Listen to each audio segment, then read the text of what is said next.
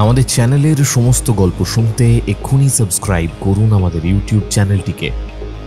Bell আইকনে click করতে ভুলবেন না সমস্ত গল্পের আপডেট এবং নোটিফিকেশনস সবার আগে পাওয়ার জন্য। জয়েন করতে পারেন ফ্রিকি ফ্রাইডে স্টোরিজকে আমাদের নতুন সমস্ত গল্পের আর্লি অ্যাক্সেস এবং আরও বিশেষ কিছু সুযোগের জন্য। নমস্কার, আমি সায়ন্তন, আপনি শুনছেন ফ্রিকি ফ্রাইডে স্টোরিজ। আজ ফ্রিকি ফ্রাইডে স্টোরিজে আপনি শুনবেন লেখক উদ্দীপ্ত চৌধুরীর কলম থেকে একটি ভিন্ন স্বাদের গল্প, মহাকালের কালগর্ভ। আজকের গল্প পাঠে আমাদের সাথে থাকছে আরজে সৌমিক। গল্পের সূত্রধার এবং একটি বিশেষ চরিত্রে রয়েছে আমি সায়ন্তন। শুনতে থাকুন ফ্রিকি ফ্রাইডে স্টোরিজের আজকের বিশেষ গল্প, মহাকালের কালগর্ভ।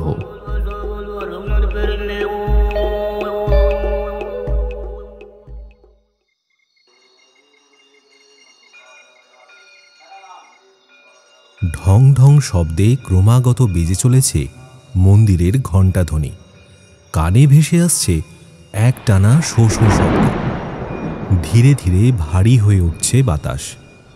কালের মাতৃজঠর থেকে বেরিয়ে আসছে তারা। ইটাচোনা রাজবাড়ির প্রাচীন শিবমূর্তিটাকে ঘিরে রেখেছে শত সহস্র সারি সারি ছায়া শরীর। কালো আকাশের গায়ে জমেছে মেঘের সারি। থেকে থেকে কানে ভেসে আসছে বজ্রের সিংহনাদ। একরাশ কালো ধোঁয়ার কুণ্ডলী পাক খেতে খেতে জটাধারী শিব বিগ্রহকে ঘিরে সৃষ্টি করেছে এক অভেদ্য বন্ধনী। মুহূর্তের মধ্যে সেই শিব বিগ্রহের মধ্যে থেকে নির্গত হল চোখ ধাঁধানো আলোক বলয়। হলুদ বর্ণের সেই আলোকচ্ছটা মন্দিরের সামনে উপস্থিত কালো পুল ওভারে ঢাকা চারজন ব্যক্তিকে বাতাসে শূন্যে তুলে আছড়ে ফেলল মাটিতে। তাদের হাতে ধরে থাকা শাবল, লোহার শৃঙ্খল এবং আগ্নেয়াস্ত্র নিমেষের মধ্যে ধূলিসাৎ হল রাজবাড়ির প্রাঙ্গণে। প্রফেসর জয় আগরওয়ালের হাতে ধরে থাকা হলদেটে বিবর্ণ হয়ে যাওয়া তাম্রপত্রের শিবপুরাণ গ্রন্থটি যেন নিমেষের মধ্যে হাতের মুঠোয় ঢেলে দিল একরাশ গরম উত্তপ্ত লাভাস্রোত। দাউ দাউ করে জ্বলে উঠে সেটি মাটিতে পড়া মাত্রই একরাশ ছাইতে রূপান্তরিত হল। যেই শিববিগ্রহের উপর একমাত্র পরলোক জগতের বাসিন্দাদের একচ্ছত্র অধিকার, যেই বিগ্রহ তাদের দ্বারা পূজিত, তাকে স্পর্শ করার দুঃসাধ্য কি সাধারণ মানুষের রয়েছে? ধুলো ঝেড়ে উঠে দাঁড়িয়ে প্রফেসর উপস্থিত তিনজন ব্যক্তিকে বলে উঠলেন, তিনি জেগে উঠেছেন। স্বয়ং মহাকালের কাল গর্ভ থেকে তারা বেরিয়ে আসছে।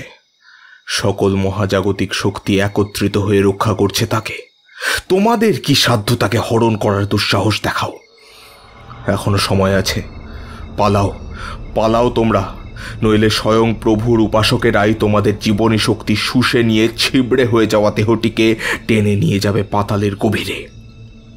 এই প্রফেসর, এতগুলো কাঁড়ি কাঁড়ি টাকা খরচা করে এখানে তোমার ভাষণ শুনতে আসিনি আমি। হ্যাঁ, এতগুলো লাশের পাহাড় বানিয়ে আজ এখানে এসেছি আমি। ব্র্যান্ড, ইয়েস প্রফেসর, আমি বিজয় রাজ বর্মন। আমার নামটাই একটা ব্র্যান্ড, আর এই ব্র্যান্ড কখনো কাঁচা কাজ করে না।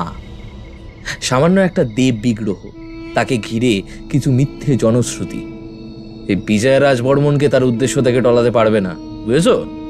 এই শিব মূর্তিটার দাম জানো? কোনো আন্দাজ আছে তোমার? অবশ্য তুমি জানবেই বা কি করে? সারা জীবন তো এই সিটি কলেজে অধ্যাপনা করে সামান্য কিছু কাগজের গান্ধী নোটের বান্ডিল নিয়ে জীবনটা কাটিয়ে দিলে। $100 মিলিয়ন। হ্যাঁ প্রফেসর, $100 মিলিয়ন। তার 10% তোমার একার। যা তুমি 10 জন্ম নিলেও উপার্জন করতে পারবে না। মূর্খ তুমি বিজয় রাজ বর্মন। টাকার লোভ আমায় দেখিও না। টাকা দিয়ে প্রফেসর জয় আগরওয়ালকে আজ পর্যন্ত কেউ কিনতে পারেনি, তুমিও পারবে না। নেহাত তুমি বাধ্য করেছ আমায়, আর তাই তোমার প্ররোচনায় আমি এসেছি এই পবিত্র স্থানে। তুমি এসেছো বিদেশি মুদ্রায় দেশের এই স্থাপত্য এবং ইতিহাসের সাক্ষ্য বহনকারী ইটাচুনা রাজবাড়ির এই মহাদেবের বিগ্রহকে বিদেশিদের হাতে সমর্পণ করতে। আমিও এসেছি তোমার সাথে, কিন্তু আমার উদ্দেশ্য সত্য উদ্ঘাটন। হ্যাঁ, আমি সত্যের পথে ব্রতী। তুমি বেছে নিয়েছ এমন এক পন্থা যার দ্বারা অতি সহজেই তুমি লাভ করতে পারো টাকা। অর্থের লিপ্সা অন্ধ করে দিয়েছে তোমায় বিজয়রাজ বর্মন। আর তাই এই দেব বিগ্রহের প্রতিষ্ঠাতা কুণ্ডু পরিবারের মর্মান্তিক পরিণতি তোমার কাছে সামান্য কল্পকাহিনী বলে ঠাহর হয়েছে। নিজ আসনে বড়া ভয়ের মুদ্রায় উপদিষ্ঠ স্বয়ং মহাদেবের এই বিগ্রহ স্পর্শ করে প্রতিষ্ঠা করার দুঃসাহস দেখিয়েছিলেন প্রাচীন এই রাজ পরিবারের বংশধরেরা। তাতেই তারা বিলুপ্ত হয়েছে মহাকালের কাল গর্ভে। আর তুমি তো চৌর্যবৃত্তি অবলম্বন করে তাকে বিদেশে পাচার করার পরিকল্পনা নিয়ে উপস্থিত হয়েছ। তোমার শাস্তি তারাই দেবেন যারা যুগের পর যুগ ধরে তার পূজাবিধি সম্পন্ন করে আসছেন। ইটাচোনা রাজবাড়ির বিপরীতে থাকা সেই মন্দির প্রাঙ্গণের মাটি যেন মুহূর্তের মধ্যে আবারও কেঁপে উঠল একবার। প্রফেসর জয় আগরওয়াল, ব্যবসায়ী বিজয়রাজ বর্মন ছাড়াও উপস্থিত আরও 2 ব্যক্তি। তাদের মধ্যে একজন প্রায় 7 ফুট উচ্চতা বিশিষ্ট এক কালো নিগ্রো, জেমস ক্যামেরন, এবং হুগলি জেলার পান্ডুয়া থানার বড়বাবু অলোকেন্দু একবার সভয়ে পিছিয়ে এলো। তারা এইবার প্রমাদ গুনল। শিব বিগ্রহের আসন কেঁপে কেঁপে উঠছে। সেই আলোক বলয় ধীরে ধীরে বৃহৎ থেকে বৃহদাকার হচ্ছে, যেন জন্ম নিচ্ছে এক বিধ্বংসী আগুনের বলয়ের, যা মুহূর্তের মধ্যে এই সৃষ্টিকে ধ্বংস করতে তৎপর। দেব বিগ্রহকে ঘিরে রাখা শত সহস্র কালো অবয়বগুলো ধীরে ধীরে একত্রিত হয়ে এক বিশালাকায় দানবের রূপ নিচ্ছে। পর্বত সমান উঁচু সেই অবয়বের মুখের জায়গাটা ঘন কালো আঁধার। সেখানে চোখের জায়গায় দেখা যাচ্ছে 2 উজ্জ্বল সবুজ বর্ণের আলোকবিন্দু। নাকের জায়গাটা শূন্য এবং ঠোঁটের স্থানে দেখা যাচ্ছে হা হয়ে থাকা বিশাল এক মুখগহ্বরের মাঝে সারি সারি তীক্ষ্ণ দাঁত। দাঁতের ফাঁক দিয়ে বাইরে বেরিয়ে ঝুলছে এক লকলকে চেরা জীব। ধোঁয়া ধোঁয়া সেই অবয়বটির হাতে দেখা যাচ্ছে শান দেওয়া তীক্ষ্ণ নখ, যা মন্দিরের মাটি স্পর্শ করেছে। কোমর থেকে পায়ের অংশটি আবৃত কালো ধোঁয়ার কুণ্ডলিতে। উপস্থিত সকলের দিকে তাকিয়ে এক তীব্র জান্তব গর্জন করে উঠল সেটি। ভারী পা দুটো ফেলতেই আবারও কেঁপে উঠল সেখানকার মাটি। প্রফেসর জয় আগরওয়াল কাঁপতে কাঁপতে মাটিতে বসে পড়ল। 2 হাত জড়ো করে মহাকালের স্তব স্তুতি পাঠ করতে লাগল। শূন্য মন্দির প্রাঙ্গণে গম গম করে উঠল তার মন্ত্রোচ্চারণের ধ্বনি। ওম ত্রম্বকং যজামহে সুগন্ধিং পুষ্টিবর্ধনম। সেই বিশালাকায় অবয়বটি প্রফেসরকে এক প্রকার উপেক্ষা করেই তীব্র বেগে ধেয়ে গেল বিজয়রাজ বর্মনের দিকে। বিজয় কাঁপতে কাঁপতে সেই হিংস্র কালো নিগ্রোটির বিশাল বপুর আড়ালে গিয়ে মুখ লুকালো। তার কানে ফিসফিসিয়ে বলে উঠল, জেমস, আমি তোমার গডফাদার। শুধু নাইজেরিয়ার কড়া আইন থেকে আমি তোমায় বাঁচিয়ে এনেছি। তোমার নামে এখনো 16টা মার্ডার কেস এবং 4টে ধর্ষণের মামলা রয়েছে। তুমি আমার প্রাণ রক্ষা করলে আমি তোমায় সম্পূর্ণভাবে স্বাধীন করে দেব, আর তার সাথে দেব প্রচুর প্রচুর অর্থ। বাঁচাও, বাঁচাও আমায়। জেমস এক ঝলক তার দিকে তাকিয়ে নিল। জেমসের পাথরের মতো কঠিন মুখে ফুটে উঠল এক হিংস্রতা। মাটিতে উবু হয়ে বসে সেও এক দুর্ভেদ্য ভাষায় মন্ত্রের উচ্চারণ শুরু করল। খানিকক্ষণ পরেই মন্দিরের মাটি ভেদ করে সেখানে উপস্থিত হল আরেকটি অবয়ব, যার শরীর কালো পশমে আবৃত। তার লম্বা চুল মাটি স্পর্শ করেছে। হাতের তীক্ষ্ণ ধারালো নখ থেকে থেকে তীর করে কেঁপে উঠছে। নখের ডগা থেকে টপ টপ করে ঝরে পড়ছে রক্তের ধারা। প্রফেসরের মুখ থেকে অস্ফুটে বেরিয়ে এলো একটি নাম, এল মোহন, আফ্রিকান ডিমন। জেমস ক্যামেরন তার প্যান্টের পকেট থেকে একটা ধারালো ছুরি বার করে নিজের কবজির কাছটায় একটা টান দিতেই সেখান থেকে নির্গত হতে লাগলো তাজা লাল রক্তের ধারা। কিন্তু মুহূর্তের মধ্যে সেই সুবিশাল কালো পশমে আবৃত অবয়বটি তার লম্বা জিভ দিয়ে চেটে নিল রক্তের ধারা। এরপর মুখোমুখি দুটি বিশালাকায় দানব শরীরী অবয়ব একে অপরের উপর ক্রুদ্ধ গর্জন করে ঝাঁপিয়ে পড়ল। স্বয়ং মহাদেবের রক্ষক যারা যারা সেই সৃষ্টির আদি থেকে মহাদেবকে প্রসন্ন করে আসছেন, যখন তিনি ছিলেন এক একাকী শ্মশানচারী, যেই সময় মহামায়ার আবির্ভাব ঘটেনি, সেই তখন থেকেই যারা রক্ষা করে আসছেন তাদের প্রভুকে, তাদের পরাস্ত করা কি এতই সহজ? কে এই প্রফেসর? কেই বা এই লোভী ব্যবসায়ী বিজয়রাজ বর্মন, যে সামান্য কিছু অর্থের বিনিময়ে এমন এক দুর্মূল্য রাষ্ট্রীয় সম্পদকে বিদেশের বাজারে বিক্রি করতে দ্বিধাবোধ করল না? কে এই জেমস ক্যামেরন, যাকে আফ্রিকা মহাদেশ থেকে বিজয় ভারতবর্ষের মাটিতে এনেছে তাকে রক্ষা করতে? কিংবা এই যে হুগলি জেলার অন্তর্ভুক্ত পান্ডুয়া থানার অফিসার ইনচার্জ অলোকেন্দু, কেনই বা তিনি আইনের রক্ষক হয়েও এই চোরা কারবারিদের সঙ্গ দিতে ছুটে এসেছেন কুণ্ডু রাজ পরিবারের এই দেব বিগ্রহকে স্থানচ্যুত করতে? সবচেয়ে বড় প্রশ্ন, কেন দেবাদিদেব মহাদেবের এই বিগ্রহ তাঁর শ্মশানচারী অনুচর ব্যতীত আর কারোর পুজো গ্রহণ করতে সক্ষম নন? কি সেই রক্তাক্ত ইতিহাস যা আজও মানুষের মনে রহস্যের উদ্রেক করে? এই কাহিনীর সূত্রপাত ঘটেছিল কলকাতার বুকে, যেখানে রোপণ করা হয়েছিল অপরাধের বীজ, যা এই মুহূর্তে পরিণত হয়েছে বিষ বৃক্ষে। চলুন ফিরে যাই আজ থেকে ঠিক 1 মাস আগে।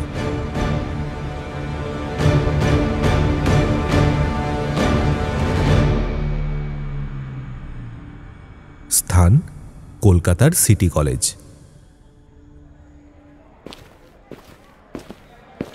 ইতিহাসের ক্লাসটা শেষ হতেই প্রফেসর জয় আগরওয়াল কলেজের লাইব্রেরির দিকে হেঁটে গেলেন। আজ কলেজ ক্যাম্পাসে ছাত্রছাত্রীদের জমায়েত সত্যি চোখে দেখার মতো বটে। কাল যে স্বাধীনতা দিবসের উদযাপন, আর তাই এই যুদ্ধকালীন প্রস্তুতি পর্ব। কলেজ লাগোয়া মাঠটিতে সিমেন্টের বাঁধানো মঞ্চটিতে অনুষ্ঠিত হতে চলেছে স্বাধীনতা দিবসের উদযাপন দিবস।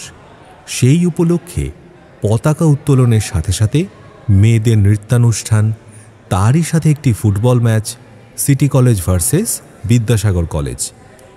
এছাড়াও রয়েছে স্পেশাল গেস্টদের মনোরঞ্জনের জন্য বিশেষ ব্যবস্থা, রয়েছে খাবারের ব্যবস্থাও। লাইব্রেরির দিকে যেতে যেতে প্রফেসর হঠাৎই পেছন থেকে একটা চেনা কণ্ঠস্বর শুনতে পেয়ে থমকে দাঁড়ালেন। প্রফেসর আগরওয়াল, এদিকে একটু শুনবেন না, একটু বিশেষ দরকার ছিল আপনার সাথে। পেছনে ঘুরে দেখলেন সিটি কলেজের প্রিন্সিপাল সমৃদ্ধ তালুকদার মহাশয় তার বিশাল ভুঁড়ি নিয়ে হেলতে দুলতে এদিকেই এগিয়ে আসছেন। থমকে দাঁড়ালেন প্রফেসর। তিনি এগিয়ে আসতেই প্রফেসর জিজ্ঞেস করলেন, হ্যাঁ বলুন স্যার। আমার তো ক্লাস নেওয়া হয়ে গিয়েছে, কালকের প্রোগ্রামের কাজ দেখলাম জোর কদমে চলছে। আপনি কি কালকের অনুষ্ঠান নিয়ে কিছু বলতে চান? আরে না না, সেসব নয়, আসলে একটা অন্য বিষয়ে আপনাকে ভীষণ প্রয়োজন হয়ে পড়েছে। কালকে এত কাজ বাকি রয়ে গেছে, তাই আপাতত কলেজের বাকি ক্লাসগুলো মুলতবি রাখার সিদ্ধান্ত নিয়েছি। আপনারটাই শেষ ক্লাস ছিল, এখন অখণ্ড অবসর। কাজকর্ম তদারকির জন্য কলেজের জিএস নবীনকে রেখেছি, তাই ওই দিকটা নিয়ে আপাতত মাথা না ঘামালেও চলবে। তবে আপনাকে ঠিক যে কারণে দরকার, হ্যাঁ সে না হয় বুঝলাম, কিন্তু এত জরুরি তলব? তাছাড়া আপনাকে যে বেশ বিচলিত দেখাচ্ছে। একবারটি আমার কেবিনে আসবেন প্রফেসর, আপনার সাথে কয়েকটা বিষয় ডিসকাস করার আছে। লাঞ্চটা না হয় আপনি আমার সাথেই করে নেবেন। প্রিন্সিপালের কেবিনে ঢুকে প্রফেসর দেখতে পেলেন সেখানে প্রিন্সিপালের বিপরীতের কুর্সিতে আরও এক ব্যক্তি বসে রয়েছেন। বয়স আন্দাজ 40-এর কোঠায়, সুঠাম গড়ন। সাদা শার্টের ভেতর থেকে দেখা যাচ্ছে বুকের খানিক উন্মুক্ত অংশ, যেখান থেকে ঠেলে বেরিয়ে এসেছে বুকের পেশি। গলায় একটি মোটা সোনার লকেট, দেখে মনে হচ্ছে প্রায় 5 ভরি সোনা তো হবেই। কবজিতে বাঁধা রয়েছে দামি রয়্যাল এনফিল্ড হান্টারের ঘড়িটি, যার বাজার মূল্য প্রায় 1.5 থেকে 2 লক্ষ টাকা। পায়ে চকচকে লেদারের দামি জুতো, যা দেখে সহজেই অনুমেয় তিনি অভিজাত বংশের ব্যক্তি।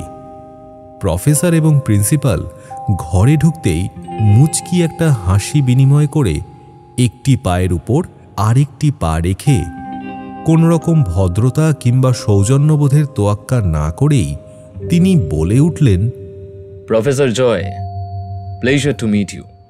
I have heard a lot about you, Professor. Myself, বিজয় রাজ বর্মন। কলকাতার বর্মন জমিদারের বাড়ির সম্বন্ধে কে না জানে। ওয়েল, আমার নিজের অ্যান্টিকের ব্যবসা রয়েছে এবং সেই ব্যাপারেই আপনার কাছে আসা। Please be seated professor, we need to talk. Professor তার ঔদ্ধত্যকে খানিক ফুৎকারে উড়িয়ে দিয়েই তার পাশের চেয়ারটায় বসে পড়লেন। তাদের মুখোমুখি গদিওয়ালা চেয়ারটায় ধপ করে বসে পড়লেন কলেজের প্রিন্সিপাল। খানিক সৌজন্যমূলক হাসির রেখা মুখে জোর করে ফুটিয়ে তুলে প্রিন্সিপাল সমৃদ্ধবাবু বলে উঠলেন, প্রফেসর, বিজয়বাবু আপনার সাহায্য প্রার্থী। তাছাড়াও এবছর তিনি কলেজের বোর্ড মেম্বার হিসেবে জয়েন করেছেন। বেশ মোটা অঙ্কের একটা ডোনেশনও দিয়েছেন তিনি। কাল অনুষ্ঠানে উনিও আসবেন চিফ গেস্ট হয়ে। তবে ব্যাপার সেটা নয়, ব্যাপারটা হচ্ছে বিজয়রাজ বর্মন তাকে হাতের ইশারায় থামিয়ে দিয়ে আবারও সেই পুরনো অভিজাত ভঙ্গিমায় প্রায় আদেশের সুরেই বলে উঠলেন, আপনি বড্ড হড়বড় করেন প্রিন্সিপাল স্যার। প্রয়োজনটা কার? আমার তো। তাহলে আমাকেই বলতে দিন না মশাই। প্রিন্সিপাল আমতা আমতা করে বলতেই যাচ্ছিল যে উনি তো শুধু সাহায্য করতে চেয়েছেন, কিন্তু বিজয়রাজ বর্মনের দৃষ্টির সামনে কেন জানি না খানিক মিয়ে গেলেন তিনি। বিজয় এইবার পাশে বসে থাকা প্রফেসরের দিকে তাকিয়ে বলে উঠল, অনেক শুনেছি আপনার ব্যাপারে প্রফেসর। শুনেছি আপনি ইতিহাসের একজন দক্ষ অধ্যাপক। তাছাড়াও প্রাচীন ভারতীয় শাস্ত্র, বিশেষ করে ভারতীয় পুরাণ নিয়ে বেশ পড়াশোনা রয়েছে আপনার। হ্যাঁ, সেখানিক আছে বই কি। একজন ভারতীয় হিন্দু হিসেবে সেই তথ্য জানার অধিকার সকলেরই রয়েছে, এবং পুরাণের দেবদেবীদের বিষয়ে বিস্তারিত জ্ঞান যে ভারতীয় শিক্ষা এবং সংস্কৃতিকে ত্বরান্বিত করে বিজয়বাবু। হ্যাঁ, সে তো অবশ্যই বটেই তো। তবে আমার আবার যেটুকু প্রয়োজন তার চেয়ে বেশি জানলে বদহজম হয়ে যায় মশাই। আপনাদের মতো অত জ্ঞান নিয়ে আমার কি কাজ বলুন? হ্যাঁ, আমার অ্যান্টিক জিনিস নিয়ে কারবার। রাজাবাজার, কলেজ স্ট্রিট আর ধর্মতলায় 3-3টে অ্যান্টিক জিনিসপত্রের দোকান রয়েছে আমার। Well professor, I need your assistance. রহস্যের গন্ধ পেয়ে এবার নড়ে চড়ে বসেছেন প্রফেসর। আমার কোনো বিষয় জানা থাকলে আমি নিশ্চয়ই জানাবো আপনাকে। পকেট থেকে তার দামি আইফোনটা বের করে একটা ছবি মেলে ধরল বিজয় প্রফেসরের চোখের সামনে। দেখুন তো প্রফেসর, এই মূর্তিটাকে চিনতে পারছেন কিনা? প্রফেসর তার হাত থেকে মোবাইলটা নিজের কাছে নিয়ে ছবিটা জুম করতেই দেখতে পেলেন 4 ফুট উচ্চতার একটি শ্বেত পাথরের দেবতার বিগ্রহ। তিনি স্ব-আসনে উপবিষ্ট হয়ে রয়েছেন, পরনে বাঘের ছাল, এক হাতে ধরে রয়েছেন ত্রিশূল এবং অন্য হাতটি বড়া ভয়ের মুদ্রায় স্থিত। তিনি কণ্ঠে ধারণ করে রয়েছেন এক শ্বেত সর্প। তাঁর এই একাকী ধ্যানভঙ্গিমা মনে সম্ভ্রম জাগায়। ছবিটি দেখে প্রফেসর বলে উঠলেন, হ্যাঁ, এটি দেখছি দেবাদিদেব মহেশ্বরের দেব বিগ্রহ। তবে মন্দিরে সাধারণত শিবলিঙ্গের পুজো হয়ে থাকে। এটি আপনি কোথায় পেলেন বিজয়বাবু? ওয়েল, পেয়েছি একটা সোর্স থেকে। তবে এই মূর্তিটার পেছনে যে এক গভীর রহস্য লুকিয়ে রয়েছে বহু মানুষের প্রাণের বলিদান, সেসব আপনি পরে ঠিকই জানতে পারবেন। আমি এই মুহূর্তে এইটা জানতে চাই যে আমরা সাধারণত যে মূর্তি দেখতে পাই, যে শিবলিঙ্গকে পুজো করে আসি, এই মূর্তি সেসবের থেকে অনেকটাই আলাদা। এই শিব মূর্তিকে ঘিরে জড়িয়ে রয়েছে ইতিহাস, যা এর মূল্যকে বাড়িয়ে তোলে। প্রফেসর খানিক বিস্ময়ের সুরে প্রশ্ন করলেন, মূল্য? কিসের মূল্য? আমরা ব্যবসায়ী মানুষ প্রফেসর, তাই আমরা বাজারের অর্থমূল্যের দিকটাই দেখি। তবে হ্যাঁ, আপনাদের মতো জ্ঞানীগুণী ব্যক্তিদের দৃষ্টি দিয়ে দেখতে গেলে এর প্রত্নতাত্ত্বিক মূল্য কিংবা ঐতিহাসিক মূল্যের কথাই ধরুন না হয়, তাতে আপনার সাথে আমার এই বিষয়ে কথা বলতেও সুবিধা হবে mister Agarwal. Oh by the way, আপনার বাংলাটা কিন্তু বেশ ভালোই। Thank you mister Barman. আসলে আমি জন্মসূত্রে অবাঙালি হলেও আমার জন্ম এই কলকাতার বুকেই, এবং আমার মা ছিলেন বাঙালি, তাই কলকাতার বুকেই আমার পড়াশোনা এবং বেড়ে ওঠা বলতে পারেন। সেই কারণে বাংলাটা এক প্রকার বাকি বাঙালিদের মতোই রপ্ত হয়ে গিয়েছে আর কি। প্রফেসর, এই মূর্তিকে ঘিরে যে কলঙ্কিত অধ্যায় রয়েছে সেই ব্যাপারে আপনাকে পরে বলছি, তবে তার আগে আমায় এটা বলুন যে এই মূর্তির ছবিটা দেখে আপনার কি মনে হয়, মানে কি বলছে আপনার গবেষণা? বিজয়বাবু, এই মূর্তি অতি প্রাচীন এবং মহাদেবকে আমরা ঠিক এই রূপেই কল্পনা করে এসেছি। বেদব্যাসের বৃহৎ শিবপুরাণ, যার অনুবাদ করেছিলেন কালীপ্রসন্ন বিদ্যারত্ন মহাশয়, সেখানে লেখা রয়েছে, শ্রী শিব সবার শ্রেষ্ঠ জানিবে সবাই।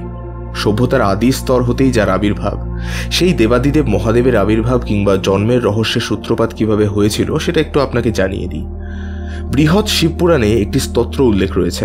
বৃহৎ শিবপুরাণ অনুযায়ী, কল্পে কল্পে ব্রহ্মা বিষ্ণু লভেন জনম, কল্পে কল্পে হয় সর্ববিশ্বের সৃজন। এরূপে সবার সৃষ্টি করি মহেশ্বর, সংহার করেন পুনঃ দেবাদেব হর। অর্থাৎ ব্রহ্মা, বিষ্ণু এবং মহেশ্বরের মধ্যে সবচেয়ে প্রাচীন আমাদের পরিচিত এই ভোলা মহেশ্বর। তিনি সৃষ্টির শুরু, তিনিই সৃষ্টির মূল কাণ্ডারী। তাকে সৃষ্টি করেননি কেউই, বরং তিনি ব্রহ্মা এবং বিষ্ণুর আবির্ভাবে অগ্রণী ভূমিকা পালন করেন। তিনি সত্য এবং সুন্দরের মাঝে এক সুদৃশ্য সেতুবন্ধনী। প্রাচীন ভারতীয় সিন্ধু সভ্যতায় এক আদি পুরুষকে পুজো করা হতো, যিনি ত্রিমুখ বিশিষ্ট। তিনি হাতে ধারণ করে রয়েছেন বাজুবন্ধ, মাথায় রয়েছে শিং, আসনের নিচে অধিষ্ঠান করছে একটি হরিণ এবং তাকে ঘিরে রয়েছে বাঘ, হাতি, গন্ডার এবং মহিষ। দেবাদিদেব মহাদেবের এই রূপকে আদি শিবের রূপ বলে প্রাধান্য দেওয়া হয়েছিল তৎকালীন সমাজে। এই আদিরূপ বিভিন্ন নামে পরিচিত, যেমন ত্রিমুখা, যোগেশ্বর, পশুপতি, মহাযোগী। এবার আসি আপনার এই দেব বিগ্রহের প্রসঙ্গে। বেদান্ত মতে তিনি এক এবং অনন্য। তিনি যে স্বয়ং পরম ব্রহ্ম, শ্বেতাশ্বতার উপনিষদে মহাদেবকেই পরম ব্রহ্ম বলে অভিহিত করা হয়েছে। তিনি যে স্বয়ং শৈব ধর্মের অনুরাগীদের পরম পূজ্য। মহাদেবের আবির্ভাবের বহু বছর অতিক্রান্ত হওয়ার পরে হিমাবনের কন্যা দেবী পার্বতী কঠোর তপবলে মহাদেবকে তুষ্ট করে তাঁর অর্ধাঙ্গিনী হয়েছিলেন। এতে বোঝা যাচ্ছে সৃষ্টির আদিম স্তর থেকে তিনি একাকী যোগী পুরুষ ছিলেন। আমার মতে এই দেব বিগ্রহ সেই একাকী তপস্যারত শ্মশানচারী মহাদেবের আরেক রূপ, যাকে ওই ছবিতে দেখা যাচ্ছে। আমরা সাধারণত শিবলিঙ্গের পুজো করে থাকি এবং প্রতিটি মন্দিরে স্বয়ং মা অধিষ্ঠান করেন, কিংবা নিজের পক্ষে শিবলিঙ্গকেই আরাধনা করা হয়। কিন্তু এখানে যতদূর দেখে বুঝতে পারছি, এই মূর্তি কোনো মন্দিরে রয়েছে, কিন্তু ছবির তথ্য অনুযায়ী সেখানে কিন্তু কোনো মাতৃ প্রতিমা আমার চোখে পড়ছে না। এক্স্যাক্টলি প্রফেসর, একদমই তাই। এইবার আমি এই শিব মূর্তিকে কেন্দ্র করি যে কুণ্ডু পরিবারের রহস্যের দানা বেঁধেছে এবং বহু মানুষের অকাল মৃত্যু ঘটেছে সেই প্রসঙ্গে আসছি। তারই সাথে আপনাকে জানাবো আমার আপনার কাছে আগমনের হেতুটা কি। প্রফেসর, আমি ব্যবসায়ী মানুষ, লাভ লোকসান ছাড়া কিচ্ছু বুঝি না। তবে অ্যান্টিক জিনিসের শখ আমার চিরদিনের। নিজেও সংগ্রহ করি এবং দোকানেও কিছু জিনিস রাখি, যা বিপুল অর্থের বিনিময়ে আমার ক্লায়েন্টরা কিনে নেয়। তবে এসব কাজে আমাদেরও অনেক সময় অনেক তথ্য সংগ্রহ করতে হয় বই কি, নইলে খরিদ্দারদের ওই জিনিসের মূল্য জানাবো কিভাবে। এইসব জিনিসের গায়ে লেগে থাকে প্রাচীন ইতিহাসের ধুলো, একটা রগরগে গল্প, যা আমাদের ব্যবসাকে বাড়াতে সাহায্য করে। সালটা 1871। আমাদের ভারতবর্ষ তখন ব্রিটিশ সরকারের অধীনে। সমগ্র দেশ জুড়ে তখন যোগাযোগ ব্যবস্থা এবং পরিবহন ব্যবস্থা দৃঢ় করতে ব্রিটিশ সরকার তৎপর। ইস্ট ইন্ডিয়া কোম্পানির কাছ থেকে গিরিডি অঞ্চলে রেল লাইন বসানোর কাজের কন্ট্রাক্ট পেয়েছিলেন হুগলির পান্ডুয়া জেলার এক সম্ভ্রান্ত কুণ্ডু রাজবাড়ির প্রধান বিজয় নারায়ণ কুণ্ডু। গিরিডের জঙ্গলে কাজ করতে গিয়ে তিনি উদ্ধার করেন এমনই এক অদ্ভুত দর্শন শিব বিগ্রহ, যা পরবর্তীকালে তিনি তার রাজবাড়ি মহানাদে নিয়ে আসেন। তিনি ছিলেন রাজ পরিবারের মুখ্য সদস্য। তার এই অর্থবল কিংবা লোকের বলের অভাব ছিল না। স্বল্প সময়ের ভেতরেই তিনি রাজবাড়ির ঠিক বিপরীতে মূল রাস্তার ওপরেই এটা প্রতিষ্ঠা করেন এই দেব বিগ্রহ। এরপরেই শুরু হয় নানান অনটন এবং মৃত্যুর তাণ্ডব লীলা। এই দেব বিগ্রহ প্রতিষ্ঠানের পরেই মারা যান কুণ্ডু পরিবারের এক সদস্য। পরিবারে নেমে আসে শোকের ছায়া। বিজয় নারায়ণ কুণ্ডু এরপর রাজপুরোহিতকে ডেকে নিয়ে ওই মূর্তির প্রাণ প্রতিষ্ঠা করার বারংবার ব্যর্থ চেষ্টা চালিয়েছিলেন, কিন্তু তাতেও তিনি অসফল হয়েছেন। পরিবারে বারবার নেমে এসেছে অর্থনৈতিক ক্ষতি থেকে শুরু করে নানান দুর্যোগ। ফলত সেই দেব বিগ্রহ আজও নিষ্প্রাণ হয়ে ওই মন্দিরে পড়ে রয়েছে। আজ পর্যন্ত তার পুজো অবধি হয়নি। সুসজ্জিত মন্দির প্রাঙ্গণে প্রাচুর্যের কোনো অভাব নেই বটে, কিন্তু অভাব রয়েছে এই বহুল প্রচলিত শিব মূর্তির। তবে জনশ্রুতি অনুযায়ী তিনি নাকি পূজিত হন। রাত নামলেই মন্দিরে শোনা যায় ঘণ্টার ধ্বনি এবং শত সহস্র কণ্ঠের মন্ত্রোচ্চারণ, তবে দেখা যায় না কাউকে। ওই সময় নাকি এলাকার লোকজন ভুলেও মন্দিরের পথ মারায় না। কেউ যদি দেখেও ফেলে তাহলে তার মৃত্যু নিশ্চিত। প্রফেসর অদ্ভুত একটি বিষয় লক্ষ্য করেছেন। এই বিগ্রহটি জঙ্গলে আবিষ্কার করেছিলেন কুণ্ডুদের রাজ পরিবারের প্রধান বিজয় নারায়ণ কুণ্ডু, এবং আমি নিজেও জমিদার বংশোদ্ভূত। আমার নামের সাথে তার নামের হুবহু মিল, শুধু পদবিটাই যা আলাদা। প্রফেসর, এই বহুল আলোচিত, যার সাথে জড়িয়ে রয়েছে নানান গুজব এবং কল্পকাহিনী, তার প্রত্নতাত্ত্বিক মূল্য কত হতে পারে সেই বিষয়ে ধারণা আছে আপনার? আমি চাই আপনি আমার সাথে কালকেই মহানাদে চলুন। আমি নিজের চোখে সেটা দেখাতে চাই আপনাকে। কে বলতে পারে, যেই কাজ বিজয় নারায়ণ কুণ্ডু করতে পারেনি সেটা হয়তো বিজয় রাজ বর্মন করতে পারবে। বিজয়বাবু, সবটা জানার পরেও কেন যে আপনি ওই মূর্তিকে দেখতে চাইছেন? হ্যাঁ, কৌতূহলের উদ্রেক যে আমারও হচ্ছে না সেটা নয়, তবে কালকে যে স্বাধীনতা দিবস উদযাপনের দিন, সারা কলেজ নতুন রূপে সেজে উঠেছে। আর তাছাড়াও কালকের প্রোগ্রামে আপনিও যে চিফ গেস্ট, কাল কিভাবে যাবেন? হ্যাঁ, নিজের চোখে দেখতে চান সেটা ঠিক আছে, তবে সেখানে আমার কি প্রয়োজন? প্রয়োজন রয়েছে প্রফেসর, প্রয়োজন রয়েছে। আর রয়েছে বলেই তো যে আপনার কাছে আমার আগমন। আমি জানি প্রফেসর, ইতিহাসের অধ্যাপনা ছাড়াও আপনি ভারতীয় বেদ পুরাণ নিয়েও বিস্তর পড়াশোনা করেছেন। শুনেছি সম্প্রতি আপনি ইন্ডিয়ান মাইথোলজি নিয়ে পিএইচডি শেষ করেছেন। তাছাড়া প্রাচীন জিনিসের ঐতিহাসিক মূল্য নির্ধারণ করতেও আপনার জুড়ি মেলা ভার। তাছাড়া আপনি ভারতীয় প্রত্নতাত্ত্বিক সংস্থার সাথেও যুক্ত বহু বছর ধরে। আর ঠিক তাই ওই বস্তুটির দ্রব্যমূল্য আপনাকে পরীক্ষা করে দেখতে হবে। তার জন্য আমি আপনাকে টাকা দেব প্রফেসর, প্রচুর টাকা দেব।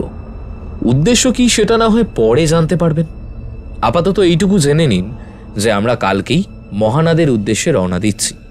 আমার নিজের ইনোভা গাড়িতেই যাব। ট্রেনে যাওয়াটা বড্ড ঝক্কির বিষয় মশাই। চিন্তা করবেন না, আপনার আতিথেয়তার কোনো ত্রুটি হবে না। সে না হয় বুঝলাম। আচ্ছা, আমি যাব সেই বহুল আলোচিত দেব বিগ্রহকে দর্শন করতে, আর আপনি তার প্রত্নতাত্ত্বিক মূল্য ধার্য করতে। কিন্তু এটি যে কুণ্ডু পরিবারের সম্পদ, আপনার ওর মূল্য জেনেও বা কি লাভ? লাভ লোকসান সেসব আমি বুঝে নেব প্রফেসর। আর কালকের অনুষ্ঠান তো দুপুরের মধ্যেই শেষ হয়ে যাবে, তারপর না হয় আমরা রওনা দেব। আর যদি আমি না যেতে চাই তাহলে? প্রফেসর, এই বিজয় রাজ বর্মন কোনো কাঁচা কাজ করে না। আপনাকে আমার সাথে যে যেতেই হবে। দেখুন প্রফেসর, আমি একটা সাফ কথা আপনাকে জানিয়ে দিতে চাই। আপনার সাথে আর্গুমেন্ট করার মতো ইচ্ছে বা সময় কোনোটাই আমার নেই। আমি ব্যবসায়ী মানুষ, আমার প্রতিটি সেকেন্ডের দাম রয়েছে মিস্টার আগরওয়াল। আর একটা কথা কি জানেন তো, আমি না শুনতে পছন্দ করি না। যেটা চাই, যাকে চাই তাকে আমি ছিনিয়ে নিই। তাই আপনি যাবেন বলেছি যখন, তখন আপনাকে যেতে হবেই। হুমকি দিচ্ছেন বিজয়বাবু? ধরে নিন তাই। আপনারা তো পরিবার রয়েছে, তাই না মিস্টার আগরওয়াল? কেন খামোখা ঝুঁকি নিচ্ছেন বলুন তো? হ্যাঁ, ঠিক সেই মুহূর্তে ঘরে এসে উপস্থিত হলো একটি বছর 18-র মেয়ে। ভেতরে আসতে পারি? তাকে দেখে প্রিন্সিপাল সমৃদ্ধ তালুকদার মশাই হাতের ইশারায় তাকে ভেতরে আসতে বললেন। সে ঘরে ঢুকতেই তার দিকে ফিরে তাকালেন প্রফেসর। তুই এখন এখানে কি করছিস? তোর না কালকে প্রোগ্রামের জন্য নাচের রিহার্সাল রয়েছে পার্টি অফিসে? হ্যাঁ বাবা, আসলে তোমারই খোঁজ করতে এসেছিলাম। জিএস নবীনদা তোমায় খুঁজতে পাঠিয়েছেন। তোমাকে লাইব্রেরি, ক্যান্টিন সব জায়গায় হন্যে হয়ে খুঁজছি। শেষে একজন ছাত্রী বলল যে সে তোমায় প্রিন্সিপাল স্যারের ঘরে আসতে দেখেছে, তাই তোমায় ডাকতে চলে এলাম। মেয়েটির পা থেকে মাথা অবধি একটা লোভী দৃষ্টি মেলে দেখল বিজয়রাজ বর্মন। মুখে এক কুটিল হাসির রেখা ফুটিয়ে সে বলে উঠল, আপনার মেয়ে বুঝি? বাহ, বেশ মিষ্টি দেখতে হয়েছে। এরপর ধীরে ধীরে এগিয়ে এসে মেয়েটির মাথায় হাত রাখল। সে জিজ্ঞেস করল, কি নাম তোমার? কোনিয়ার? মেয়েটি এহেন পরিস্থিতিতে খানিক দমে গিয়ে আমতা আমতা করে বলে উঠল, রাজশ্রী আগরওয়াল, প্রথম বর্ষ, ইতিহাস অনার্স। বাহ বাহ বাহ বাহ বাহ, বেশ বেশ, মন দিয়ে পড়াশোনা করো। কেমন? সম্মতিসূচক মাথা নাড়িয়ে সে দ্রুত পায়ে ঘর থেকে বেরোতেই যাবে, এমন সময় বিজয়বাবু প্রফেসরের উদ্দেশ্যে বলে উঠল, আপনাকে বোধহয় আপনার মেয়ের ভীষণ প্রয়োজন। বড্ড মিষ্টি মেয়েটি, একটু চোখে চোখে রাখবেন প্রফেসর, নইলে বলা তো যায় না। আজকালকার দিন খারাপ, রাস্তাঘাটে কখন কি বিপদ হয়, তাই না? আর হ্যাঁ, আমার প্রস্তাবটা ভেবে দেখবেন, কেমন? এই বলে সে গটগট শব্দ তুলে ধীরে ধীরে ঘর থেকে বাইরে বেরিয়ে গেল। একটা চাপা অস্বস্তি ইতিমধ্যে ঘিরে ধরেছে ঘরে উপস্থিত প্রত্যেককে। অস্ফুট স্বরে প্রফেসরের মুখ থেকে বেরিয়ে এলো একটি শব্দ, স্কাউন্ড্রেল! কি ভাবে লোকটা নিজেকে? কলেজের ট্রাস্টি বোর্ডের মেম্বার হয়ে কি নিজেকে কেউ কেটা ভেবে নিয়েছে? কি ভেবেছে আমায় টাকা দিয়ে কিনে নেবে? শান্ত হন প্রফেসর, দেখুন উনি যা বলছেন করুন না, ক্ষতি কি? এদিকটা না হয় আমি সামলে নেব। স্যার আপনিও? প্রিন্সিপালের দিকে তাকিয়ে বিস্মিত হয়ে প্রশ্ন করল প্রফেসর। হ্যাঁ প্রফেসর, বলছি না, বলতে বাধ্য হচ্ছি। ওনার ক্ষমতা অনেক, আপনি জানেন না। উনি চাইলে রাতারাতি মানুষকে গায়েব করে দিতে পারেন। নিজের কথা না ভাবুন, অন্ততপক্ষে আপনার মেয়ে রাজশ্রীর কথাটা একবার ভাবুন। মাটির দিকে মুখটা নিচু করে ফস করে একটা দীর্ঘশ্বাস ছাড়লেন প্রফেসর। মেয়ের কাঁধে হাত দিয়ে আর কোনো কথা না বলে ধীরে ধীরে তিনি ঘর ছেড়ে এগিয়ে গেলেন পার্টি অফিসের দিকে। পার্টি অফিসে পৌঁছে প্রফেসর দেখতে পেলেন পার্টি অফিসের ছোট্ট ঘরটায় কলেজের ছেলেমেয়েরা একত্রিত হয়ে স্বাধীনতা দিবস উদযাপনের দিনটিকে কেন্দ্র করে নানান সাংস্কৃতিক অনুষ্ঠান মঞ্চস্থ করার জন্য এক যাত্রাপালার আয়োজন করেছে। ইংরেজ ভারত ছাড়ো আন্দোলনকে কেন্দ্র করে এই নাট্যানুষ্ঠান, যা কাল মঞ্চস্থ হতে চলেছে, তার জন্য জোর কদমে রিহার্সাল চলছে। কলেজের জিএস নবীন একজন ছাত্রের উদ্দেশ্যে ধমকের সুরে বলে উঠল, আরে হচ্ছে না হচ্ছে না, উফ! আরে এইভাবে চললে তো কালকের অনুষ্ঠান তোরা ডোবাবি দেখছি। আরে কত মান্যগণ্য ব্যক্তিরা আসছেন, সেসব কি খবর রাখিস তোরা? সেসব তো খবর রাখিস না। আরে কলেজের ট্রাস্টি বোর্ডের সেক্রেটারি বিজয়রাজ বর্মন কাল আমাদের অনুষ্ঠানে উপস্থিত থাকবেন, আর তোদের আজ এই হাল। আরে সংগ্রাম করছিস না ইংরেজদের কাছে ভিক্ষা চাইছিস, কোনটা? হ্যাঁ, আরে বাবা, ভেতরের সংগ্রামী চেতনাকে একটু জাগ্রত কর ভাই, একটু জাগ্রত কর, তবেই না স্বাধীনতা সংগ্রামীদের ভূমিকা অভিনয় করতে পারবি। আর এই যে এই গান্ধীজি, হ্যাঁ পরে সেদিকে আয়। মাথার চুলের উপর টাকমাথা বিশিষ্ট পরচুলা পরে, খালি গায়ে সাদা লুঙ্গি পরে, লাঠি হাতে ক্লাসের সবচেয়ে নিরীহ গোবেচারা গোছের পরেশ নামের রোগা ছেলেটাকে ধমকের সুরে বলে উঠল নবীন। আর এই যে গান্ধীবাবু, আপনাকে কি এবার নিমন্ত্রণ করে নিয়ে আসতে হবে? হ্যাঁ বলি, সংলাপটা কে বলবে শুনি? পরেশ কাঁচুমাচু মুখ করে বলে উঠল, নবীনদা, এ রোল আমায় দিয়ে হবে না। আমি প্রথমেই বলেছিলাম অন্য কোনো পাঠ দাও আমায়, তুমি তো শুনলে না। এই শোন, মেলা ফ্যাচ ফ্যাচ করিস না পরেশ। এত বছর ধরে স্বাধীনতা দিবসের অনুষ্ঠান করে আসছি, আর আমায় শেখাতে আসবি না কে কোন রোলে ভালো অভিনয় করতে পারবে। তোকে যেটা বললাম মন দিয়ে প্র্যাকটিস কর। কলেজের সম্মানের ব্যাপার কিন্তু আগে থেকেই বলছি। এর মধ্যেই দূরে দাঁড়িয়ে থাকা প্রফেসরের দিকে চোখ যেতেই একগাল হাসি হেসে এগিয়ে এলো নবীন। আরে স্যার, আরে দাঁড়িয়ে কেন, ভেতরে এসে বসুন, আসুন। এই তোমরা নাটকের রিহার্সাল করছো দেখলাম, বেশ ভালোই প্রস্তুতি চলছে দেখছি। আচ্ছা, রাজশ্রী যে বলল তুমি আমায় ডেকেছিলে, কি ব্যাপার? ও হ্যাঁ, আরে দেখেছেন তো, বেমালুম ভুলেই বসেছিলাম। স্যার, আসলে কালকের প্রোগ্রামের ব্যাপারে আপনার সাথে কিছু কথা ছিল। হ্যাঁ বলো। স্যার, ওই কলেজের ট্রাস্টি বোর্ডের সেক্রেটারি বিজয়রাজ বর্মনের সাথে নিশ্চয়ই পরিচয় হয়েছে আপনার? হ্যাঁ, খানিক আগেই হয়েছে, কিন্তু কেন বলো তো?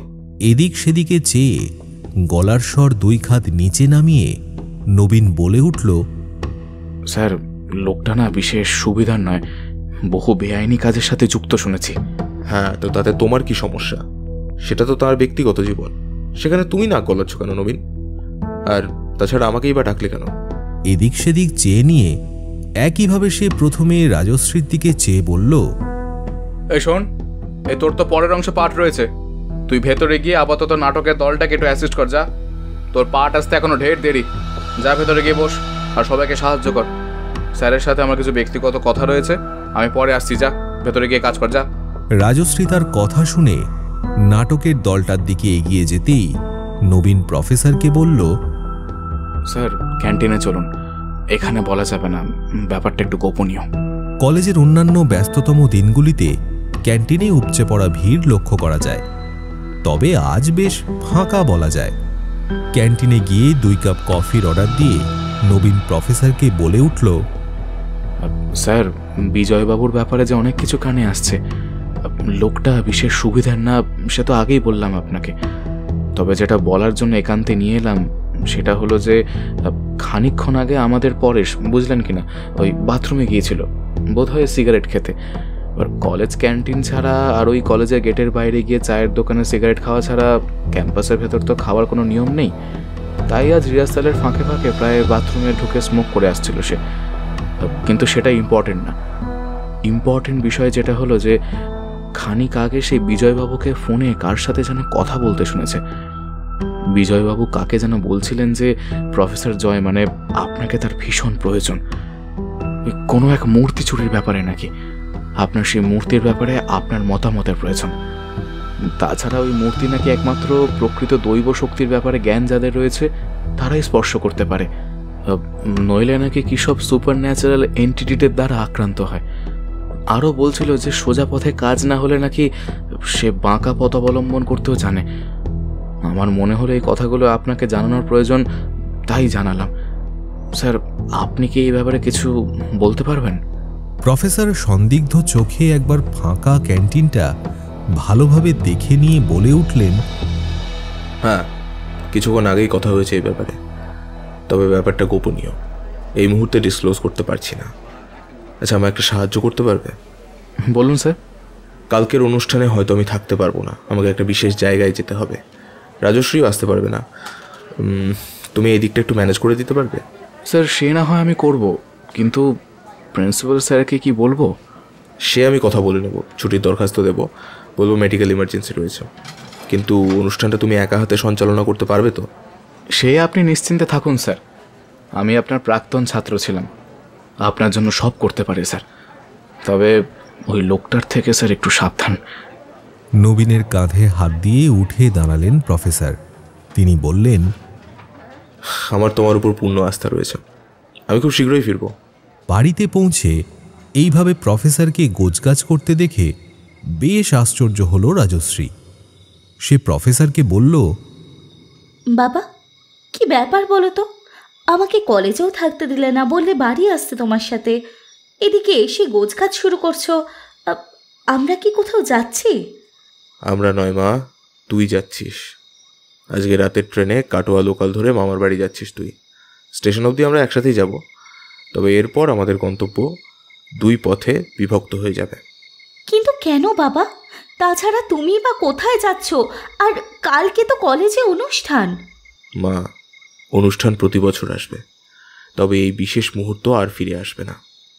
প্রিন্সিপাল রুমে বিজয়রাজ বর্মনকে দেখলি তো? হ্যাঁ বাবা, শুনেছি কলেজের ট্রাস্টি বোর্ডের নতুন মেম্বার। তবে ওর চোখের চাহনি বিশেষ সুবিধে ঠেকলো না জানো। লোকটা আমায় দিয়ে এমন কিছু করাতে চাইছে যা অনৈতিক। একটি বহুল আলোচিত শিব বিগ্রহ, যার মূল্য বিদেশের বাজারে বেশ চড়া। সম্ভবত আমায় দিয়ে সেই মূর্তির প্রত্নতাত্ত্বিক মূল্যায়ন করিয়ে সেটাকে চুরি করাতে চাইছে সে। এই কাজ সে একাই করতে পারত, তবে সম্ভবত ওই কাজ করতে গেলে ইতিহাস এবং প্রত্নতত্ত্ব বিষয়ে একজন এক্সপার্টকে ওর প্রয়োজন। তাছাড়া ওই বিগ্রহকে কেউ পুজো দিতে গেলে, এমনকি স্পর্শ করলেও তার কোনো না কোনো ক্ষতি হয়। তোকে হাওড়া স্টেশন থেকে ট্রেনে তুলে দিয়ে আমি পরের ট্রেনে পান্ডুয়া স্টেশনে নামবো। এরপর ট্রেকার বা কোনো প্রাইভেট কারে চেপে মহানদের ইটাচুনা রাজবাড়ির উদ্দেশ্যে রওনা হব। আমি আগে ভাগে সেখানে পৌঁছে সেই মন্দিরের সকলকে এই বিষয়ে সাবধান করতে চাই। দাঁড়া, তোর মামাকে একবার কল করে নিই। পকেট থেকে সেলফোনটা বার করে একটা নাম্বার ডায়াল করলেন প্রফেসর। ওই প্রান্ত থেকে ভেসে এলো এক গম্ভীর পুরুষ কণ্ঠ। বাবা, কি ব্যাপার জামাইবাবু, এত বছর পরে মনে পড়লো? যতীনদা, এসব বলে লজ্জা দিও না। আসলে বুঝতেই তো পারো, এত কাজের চাপ, তার মধ্যে মমতা মারা যাওয়ার পর। ফোনের দুই প্রান্তে খানিক সময়ের জন্য পিন পতন নিস্তব্ধতা। এরপর যতীন বলে উঠল, হ্যাঁ, আকস্মিকভাবে কার্ডিয়াক অ্যারেস্ট যে আমাদের মমতাকে এত দূরে নিয়ে যাবে, কে ভাবতে পেরেছিল বলুন জয়দা? যাকে বলুন, আপনারা কেমন আছেন? আর রাজশ্রী কেমন আছে? সেই কবে দেখেছি তাকে। সেই ব্যাপারেই কথা ছিল যতীনদা। আপনি মমতার একমাত্র দাদা। মমতার বাবা মা মারা যাওয়ার পরে তো তুমি আর বৌদি মিলে নিজেদের মতো করে সংসার গুছিয়ে নিয়েছ। তোমায় ফোন করেছিলাম কারণ একটি বিশেষ কাজে আমি পান্ডুয়া যাচ্ছি। কদিনের জন্য রাজশ্রীকে যদি তোমাদের ওখানে পাঠাই, তাহলে কি কোনো সমস্যা হবে? আরে না না, এ তো আমাদের পরম সৌভাগ্য। এই কবে আসছে সে? আজকের রাতের ট্রেনে তুলে দিলে কালকে সকালের মধ্যে পৌঁছে যাবে। তুমি কাউকে স্টেশনে পাঠিয়ে দিও। সে কবে মামার বাড়ি গিয়েছিল, এখন তো একা চিনতেও পারবে না। আরে আমি নিজে যাব ওকে আনতে, তুমি একদম চিন্তা করো না। তুমি নিশ্চিন্ত মনে কাজে যাও, কেমন? বিপ বিপ শব্দ করে ফোনটা কেটে যেতেই সামনের খোলা ল্যাপটপ থেকে একটা ইমেল পাঠালেন প্রফেসর প্রিন্সিপালের ইমেল অ্যাড্রেসে ছুটির দরখাস্ত দিয়ে। এরপর রাজশ্রীকে বললেন, মা, এইদিকে সব কাজ শেষ হয়ে গিয়েছে, যা তুই কোচ কাজ করে নে। আজ রাতেই তোকে মামার বাড়ি পাঠিয়ে দেবো। তবে হ্যাঁ, কাজ শেষ করেই আমি ওখানে যাব। ট্রেনটা যখন হুইসেল বাজিয়ে ধীরে ধীরে হাওড়া স্টেশন ছাড়ল, সময় তখন প্রায় রাত 10টা। কাঁধের ঝোলা থেকে ধীরে ধীরে একটি প্রাচীন পুঁথি বার করলেন প্রফেসর জয় আগরওয়াল। ট্রেনের কামরা আজ ফাঁকা প্রায়। পান্ডুয়া স্টেশন আসতে প্রায় ভোর হয়ে যাবে। অগত্যা জানলার ধারের সিটে বসে বুক পকেট থেকে চশমার খাপটা বার করে সরু রিমলেস চশমাটা আলগোছে চোখে পড়ে নিলেন প্রফেসর। জানলা দিয়ে ধেয়ে আসছে এক ঝাঁক ঠান্ডা বাতাস। খানিকক্ষণ আগেই এক পশলা বৃষ্টি হয়ে গিয়েছে। চোখের সামনে থেকে ধীরে ধীরে সরে যাচ্ছে চেনা জগৎ এবং সেই চেনা জগতের অচেনা মানুষগুলো। পথে যেতে যেতে চোখে পড়ল এক একটি শূন্য স্টেশন, যেখানে কয়েকজন লোক তাদের বাড়ি ফেরার আশায় নির্দিষ্ট ট্রেনের অপেক্ষায় বসে রয়েছে। যে কয়জন যাত্রী কামরায় অবশিষ্ট ছিল তারা ধীরে ধীরে নেমে যাচ্ছে। প্যান্টের পকেট থেকে একটা সিগারেট বার করে ধরালেন প্রফেসর। এক মুখ ধোঁয়া ছেড়ে হাতে ধরে রাখা পুঁথি শক্ত করে চেপে ধরে চোখ বোলাতে লাগলেন তাতে। বিজয়রাজ বর্মন যেন কি বলছিল, ব্র্যান্ড। তার নামটাই একটা ব্র্যান্ড। ব্র্যান্ডই বটে। লোকটার টাকার জোর আছে, তাতে কোনো সন্দেহ নেই। এছাড়াও পলিটিক্যাল ব্যাকগ্রাউন্ড অত্যন্ত স্ট্রং। পুলিশ প্রশাসন তার হাতের মুঠোয়। তবে বিশেষ সুবিধার না। লোকটা পারে না এমন দুষ্কর্ম নেই। টাকা দিয়ে কিনতে চেয়েছিল আমায়, কিন্তু জানে না প্রফেসর জয় আগরওয়ালকে টাকা দিয়ে কেনা যায় না। তবে এহেন এক বহুল আলোচিত শিব মূর্তির পেছনে তার আগ্রহের কারণ এখনো স্পষ্ট নয়। তবে ও আমার মেয়েকে হাতিয়ার বানাতে চেয়েছিল ওকে ঢাল বানিয়ে আমার দুর্বল জায়গায় আঘাত করবে সে। কিন্তু না, সেটা তো হতে দেওয়া যায় না। তবে শেষ চালটা আমি চেলেছিলাম। একদিক থেকে নিশ্চিন্ত, আপাতত সে সুরক্ষা বলয়ের মধ্যেই রয়েছে, সম্পূর্ণ নিরাপদ। এরপর সকলের অলক্ষ্যে রাতের ট্রেনে যাত্রা শুরু করে এই বহুল আলোচিত মন্দির দর্শনের উদ্দেশ্যে। ইন্টারনেট অনেক তথ্য দিয়েছে ঠিকই, তবে সবটাই কোনো না কোনো ব্যক্তির নিজস্ব মতামত। এই ভিন্ন মতাদর্শে তিনি অন্তত বিশ্বাস রাখেন না। এর শেষটুকু তাকে জানতেই হবে এর রহস্য। আমি জানি বিজয় আমার পেছন সহজে ছাড়বে না, তবু আমার মেয়েকে ঢাল বানিয়ে অন্তত আমায় ব্ল্যাকমেল করতে পারবে না সে। কথাগুলো নিজের মনেই বলতে বলতে আবারও সেই প্রাচীন পুঁথির দিকে মনোনিবেশ করলেন প্রফেসর। পুঁথির ছত্রে ছত্রে বর্ণিত রয়েছে মহাদেবের সৃষ্টির আদি রূপ থেকে শুরু করে সকলের পূজনীয় শিব শম্ভু হয়ে ওঠার সকল বৃত্তান্ত। পুঁথির পাতায় চোখ রাখতে রাখতে কখন যেন তার দুই চোখ ধীরে ধীরে ঘুমে বুজে এলো। ট্রেনটি আপন গতিতে এগিয়ে চলেছে। ট্রেনের মৃদুমন্দ দোলায় দুলতে থাকা প্রফেসরের শরীরটি কখন যেন সিটে এলিয়ে পড়ল। হঠাৎই সেই কামরার আলো দপদপ করে জ্বলতে নিভতে শুরু করল। একটা তীব্র ঝটকায় প্রফেসরের হাতে ধরে রাখা প্রাচীন পুঁথির গায়ে ফুটে উঠল কয়েকটি শব্দ। মহাকালের কালগর্ভ। এক অদ্ভুত নীলাভ আলো বিচ্ছুরিত হতে লাগল সেখান থেকে। কানে ভেসে আসছে এক টানা ঘণ্টাধ্বনি এবং মন্ত্রের শব্দ। আধবোঝা চোখের সামনে ফুটে উঠল একটা দৃশ্য। এক জটাজুটোধারী অতি সুদর্শন পুরুষের ধ্যানমগ্ন রূপ। তার মাথার চুল চূড়ো করে বাঁধা। ব্যাঘ্র ছাল পরিহিত সেই ব্যক্তির শরীর থেকে ঠিকরে বেরিয়ে আসছে এক নীলাভ দ্যুতি। কপালের মাঝে একটি তৃতীয় অর্ধ উন্মিলিত নেত্র, যার ভেতর থেকে বেরিয়ে আসছে এক ঝাঁক কালো ধোঁয়া, যা কুণ্ডুলি পাকিয়ে সৃষ্টি করছে মহাজাগতিক উন্মাদনা। গোটা বিশ্বব্রহ্মাণ্ডের চিত্র ফুটে উঠেছে তাতে। দিব্যদর্শন সেই পুরুষের ধ্যানভঙ্গিমায় রয়েছে এক অদ্ভুত মাদকতা। ধীরে ধীরে তার সামনে উপস্থিত হচ্ছে শত সহস্র কালো কালো ছায়া শরীর, যারা তাকে ঘিরে করজোড়ে তার স্তব স্তুতি করে চলেছে। প্রফেসরের অবচেতন মনে ভেসে আসছে এক অদ্ভুত ওম ধ্বনি। বাতাসে ভাসতে ভাসতে নাকে এসে ঠেকছে সুগন্ধি ধূপের ঘ্রাণ।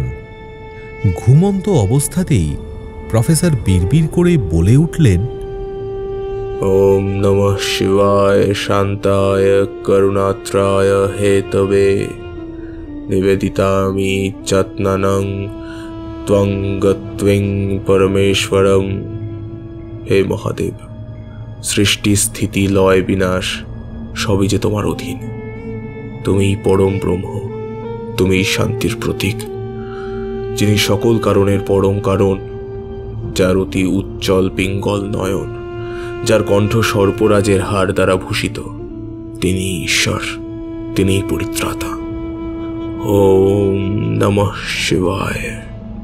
এক অদ্ভুত স্বপ্নের ঘোরে তিনি একইভাবে বলে চললেন কথাগুলো, কিন্তু তিনি ঘুণাক্ষরেও টের পেলেন না যে ততক্ষণে সেই ট্রেনের কামরা জুড়ে উপস্থিত হয়েছে কয়েকটি ছায়া শরীর।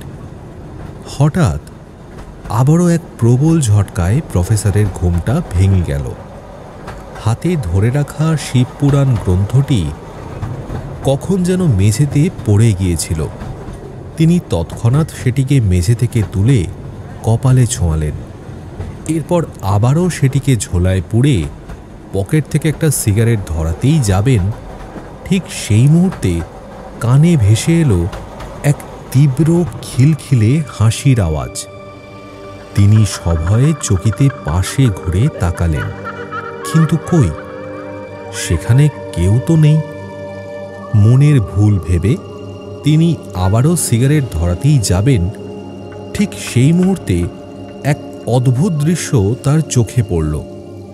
ট্রেনের মাঝে উপস্থিত হয়েছে এক অদ্ভুত আলোক রশ্মি, এক গোলাকার ঘূর্ণায়মান বেগুনি বর্ণের গোলকপিণ্ড, যেখান থেকে বেরিয়ে আসছে শত সহস্র কালো হাত। কানে ভেসে আসছে হিংস্র পৈশাচিক গর্জন। তিনি সভয়ে উঠে দাঁড়ালেন সিট থেকে। এক ঝাঁক গরম বাতাস যেন তার সর্বাঙ্গ পুড়িয়ে দিয়ে যাচ্ছে। ধীরে ধীরে সেই বেগুনি বর্ণের আলোক বলয়ের ভেতর থেকে বেরিয়ে আসতে লাগলো তারা, শত সহস্র মৃত মানুষের দল। তারা দুই হাত পায়ে ভর দিয়ে এক হিংস্র জান্তব গর্জন করে ধীরে ধীরে এগিয়ে আসতে লাগলো প্রফেসরের দিকে। প্রফেসর লক্ষ্য করলেন তাদের চোখের মণি সাদা এবং বর্ণহীন। সারা শরীর জুড়ে বইছে গরম লাভা স্রোত, যেন নিমেষে এই ট্রেন এবং সকল যাত্রীদের তারা নরকে প্রেরণ করবে। তাদের নিচের চোয়াল খসে পড়েছে। খসে পড়া বিশাল হা হয়ে থাকা চোয়ালে দেখা যাচ্ছে সারি সারি তীক্ষ্ণ দাঁত। মুখ থেকে বেরিয়ে ঝুলছে এক হাত লম্বা জিভটি। ঠোঁট দুটো জিভ দিয়ে একবার চেটে নিল তারা। তাদের হাত এবং পায়ের বাঁকানো নখগুলো দিয়ে ধীরে ধীরে ট্রেনের ইস্পাতের মেঝেতে খড়খড় শব্দ তুলে ধীরে ধীরে এগিয়ে আসতে লাগলো প্রফেসরের দিকে। আরও একটি অদ্ভুত বিষয় প্রফেসর লক্ষ্য করলেন। তারা এগিয়ে আসছে ঠিকই, কিন্তু তাদের দুই ফালি হয়ে যাওয়া চিড়ে যাওয়া পেট থেকে বেরিয়ে আসা নাড়ি সেই বেগুনি বর্ণের গোলকপিণ্ডের সাথে যুক্ত রয়েছে, যেন তারা সদ্য ভূমিষ্ঠ হওয়া এক একটি শিশু ভ্রূণ, যাদের নাড়ি এখনও মাতৃগর্ভের সাথে যুক্ত রয়েছে। প্রফেসর অস্ফুট স্বরে বলে উঠলেন, কালগর্ভ, মহাকালের কালগর্ভ, যেই গর্ভ থেকেই সমগ্র সৃষ্টির জন্ম, যার বিনাশ হবে ওই গর্ভেই। এর মানে ওই রাজবাড়ির মন্দিরে পূজিত শিব বিগ্রহকে পুজো করে মহাকালের কালগর্ভে থাকা মৃত্যুর জগতের বাসিন্দারা। কালো অন্ধকার জগতে সেই সকল মানুষ যারা এতকাল ধরে তার পুজো দিয়ে আসছে, তাদের উপেক্ষা করে এই ইহজগতের মানুষের পুজো আর্চা বন্দনা তারা কিভাবে মেনে নেবে? এখন অনেকটাই স্পষ্ট আমার কাছে, কিন্তু এখন উপায়? মহাকালের রক্ষক এবং মৃত জগতের পূজারীরা যে আমাকেও তাদের শত্রু মনে করছে। প্রফেসর তড়িৎ গতিতে উঠে দাঁড়িয়ে পালাতে চাইল, কিন্তু তার দুটো পা যেন পাথরের থেকেও ভারী হয়ে উঠেছে। পায়ের নিচের মেঝে ধীরে ধীরে গ্রাস করে নিচ্ছে গরম লাভা স্রোত। এই লাভা স্রোত যে নরকের ধূসর জগতের। প্রেতের দল খিলখিলিয়ে হেসে উঠে সমস্বরে বলে উঠল, আমাদের প্রভুকে ছোঁয়ার দুঃসাধ্য যারা করেছে, আমরা তাদের মহাকালের কালগর্ভে বিলীন করে দিয়েছি, বিনষ্ট করে দিয়েছি তাদের জাগতিক অস্তিত্ব। ফিরে যা, ফিরে যা, এখনো সময় আছে, নইলে আমরা তোকে বাঁচতে দেব না। অসৎ উদ্দেশ্য নিয়ে যারাই প্রভুকে স্পর্শ করার দুঃসাহস দেখিয়েছে, তাদের আমরা শেষ করে দিয়েছি। তোকেও শেষ করে দেব প্রফেসর। অধিক কৌতূহল হয়ে উঠবে মৃত্যুর কারণ, যা আজও মানুষের চোখে রহস্য হয়ে গেছে। জানি আজও ইতিহাস নীরব, যা শুধুমাত্র আমাদের কুক্ষিগত সেই অধিকার ছিনিয়ে নেওয়ার স্পর্ধা। কারণ নেই, যুগের পর যুগ কেটে গিয়েছে, প্রজন্মের পর প্রজন্ম ধরে চলতে থাকা এই রীতি খণ্ডন করার স্পর্ধা সাধারণ মানুষের হয় কি করে? তারা আরও কাছে এগিয়ে আসছে। তাদের শরীর থেকে নির্গত হওয়া আগুনের লাভা স্রোত ধীরে ধীরে প্রফেসরের পা স্পর্শ করেছে। ধীরে ধীরে আগুনের লেলিহান শিখা তার কাপড় পুড়িয়ে দিচ্ছে। নরম চামড়ার আস্তরণ ভেদ করে মিশতে চাইছে শিরায় বইতে থাকা লাল রক্তের সাথে। আর নয়, প্রফেসর ধীরে ধীরে এক অদ্ভুত ঘোরের মধ্যে চলে যাচ্ছেন। প্রফেসরকে ঘিরে ধরেছে তারা। তাদের শরীর থেকে বেরিয়ে আসছে এক তীব্র মাংস পোড়া কটু গন্ধ। সম্পূর্ণরূপে জ্ঞান হারানোর আগে প্রফেসর শুনতে পেলেন তার কানে ভেসে আসছে এক অদ্ভুত ওম ধ্বনি। বাতাসে ভর করে ভেসে আসছে শঙ্খধ্বনির শব্দ। আর না, অত্যধিক স্নায়বিক উত্তেজনা সহ্য করতে না পেরে ধীরে ধীরে জ্ঞান হারিয়ে মাটিতে লুটিয়ে পড়লেন তিনি। কতক্ষণ এইভাবে শুয়েছিলেন জানেন না। প্যান্টের পকেটে রাখা স্মার্টফোনের তীব্র শব্দে ঘোর কাটল তার। ধর্মড়িয়ে উঠে সিটে বসে পকেট থেকে ফোনটা বার করলেন প্রফেসর। ফোনের স্ক্রিনে ভেসে আসছে একটি অচেনা নাম্বার। ফোনটা তুলে কানে ধরতেই ভেসে এলো এক অতি পরিচিত বজ্র কঠিন পুরুষালী কণ্ঠস্বর। হ্যালো প্রফেসর, আপনি যে আমায় বড্ড নিরাশ করলেন। এইভাবে না বলে চলে যাওয়াটা কি আপনার উচিত হলো? হ্যাঁ, আপনি কি ভেবেছিলেন আমার কাছ থেকে মেয়েকে লুকিয়ে রাখবেন? বিজয় বাবু, এই তো চিনতে পেরেছেন তাহলে? বাহ, তাহলে এখনো আপনার বুদ্ধি ভোঁতা হয়ে যায়নি। আপনি এত বুদ্ধিমান লোক হয়েও এমন একটা ভুল কি করে করলেন? আমি কি আপনার মেয়ের কোনো ক্ষতি করতাম? হ্যাঁ, না না না না প্রফেসর, মেয়েদের ওপর আমার ওই ঠিক ওই কি বলে একটাকে সেন্টিমেন্ট কাজ করে না। আপনার মেয়ে যে এখন আমার কাছে। আপনি দয়া করে ওদের কোনো ক্ষতি করবেন না প্লিজ। তাছাড়া আপনি জানলেন কি করে আমাদের লোকেশন? দয়া? বিজয় রাজ বর্মন দয়া করতে জানে না প্রফেসর। বিজয় শুধু টাকা চেনে, টাকা। যাক, সেসব কথা চিন্তা করবেন না, ও সেফ আছে। তবে আপ্যায়নের কোনো ত্রুটি রাখিনি। শুধু ওই স্মার্টফোনটুকু ব্যবহার করা যাবে না, অন্তত যতদিন না আমার কাজ শেষ হচ্ছে। শুনুন, আপনাদের গতিবিধি আমি অনেক আগে থেকেই লক্ষ্য করছিলাম। হঠাৎ করে কলেজ ছেড়ে বেরিয়ে যেতেই আমার সন্দেহ হয়। এরপর পেছনে লোক লাগাই। বাকিটা তো আপনি দেখতে পাচ্ছেনই। রাজশ্রীর সঙ্গে আমি কথা বলতে চাই বিজয়বাবু, কারণ আপনি যে ঠিক কথা বলছেন তার প্রমাণ কি? প্রমাণ চান প্রফেসর? তাহলে এই নিন। ফোনের ওই প্রান্তে থাকা বিজয় কোনো একজনকে নির্দেশ করে বলে উঠল, James, bring that girl here right now. খানিকক্ষণের নিস্তব্ধতা। আবারও শোনা গেল ফোনের ওই প্রান্ত থেকে ভেসে আসা এক পরিচিত কণ্ঠ। তবে এইবার সেটি একটি বছর 18 মেয়ের। বাবা, আমায় নিয়ে ভেবো না। বিজয়রাজ আমার কোনো ক্ষতি এখনো করেননি। তবে একটাই কথা বলবো, কর্মণ্যে ব্যাধিকরাস্তে মা ফলেষু কদাচনা মা কর্মফল হেতু ভূর্মাতে সঙ্গহস্ত কর্মণি। এরপরেই হাত থেকে এক প্রকার ফোনটা ছিনিয়ে নিয়ে বিজয় বলে উঠল, প্রফেসর দেখুন, এখনো পর্যন্ত সুস্থ আছে। তবে আপনি আমার কথা না শুনলে কতদিন ভালো থাকবে বলা সেটা মুশকিল। হ্যাঁ, এখন যা যা বলবো মন দিয়ে শুনুন। আমরাও খানিক বাদেই রওনা দিচ্ছি পান্ডুয়ার দিকে। আপনি সম্ভবত ভোরের দিকে পৌঁছে যাবেন।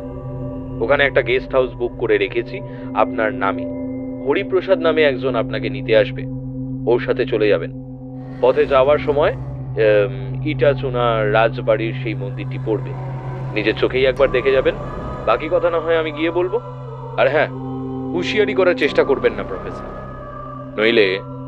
বিপ বিপ শব্দ করে কেটে গেল ফোনটা।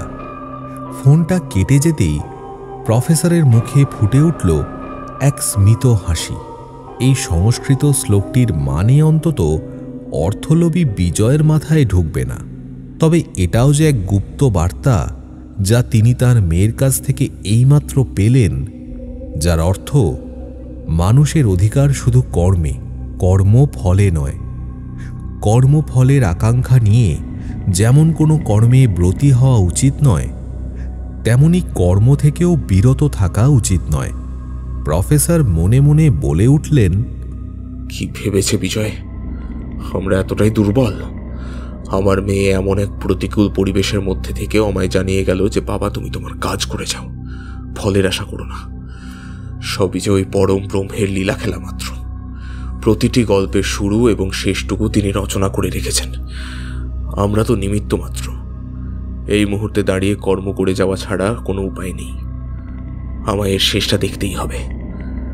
কিন্তু খানিক আগে যে দৃশ্যপট চোখের সামনে ভেসে উঠেছিল, সেটা কি শুধুই স্বপ্ন না বাস্তবের রূপায়ণ?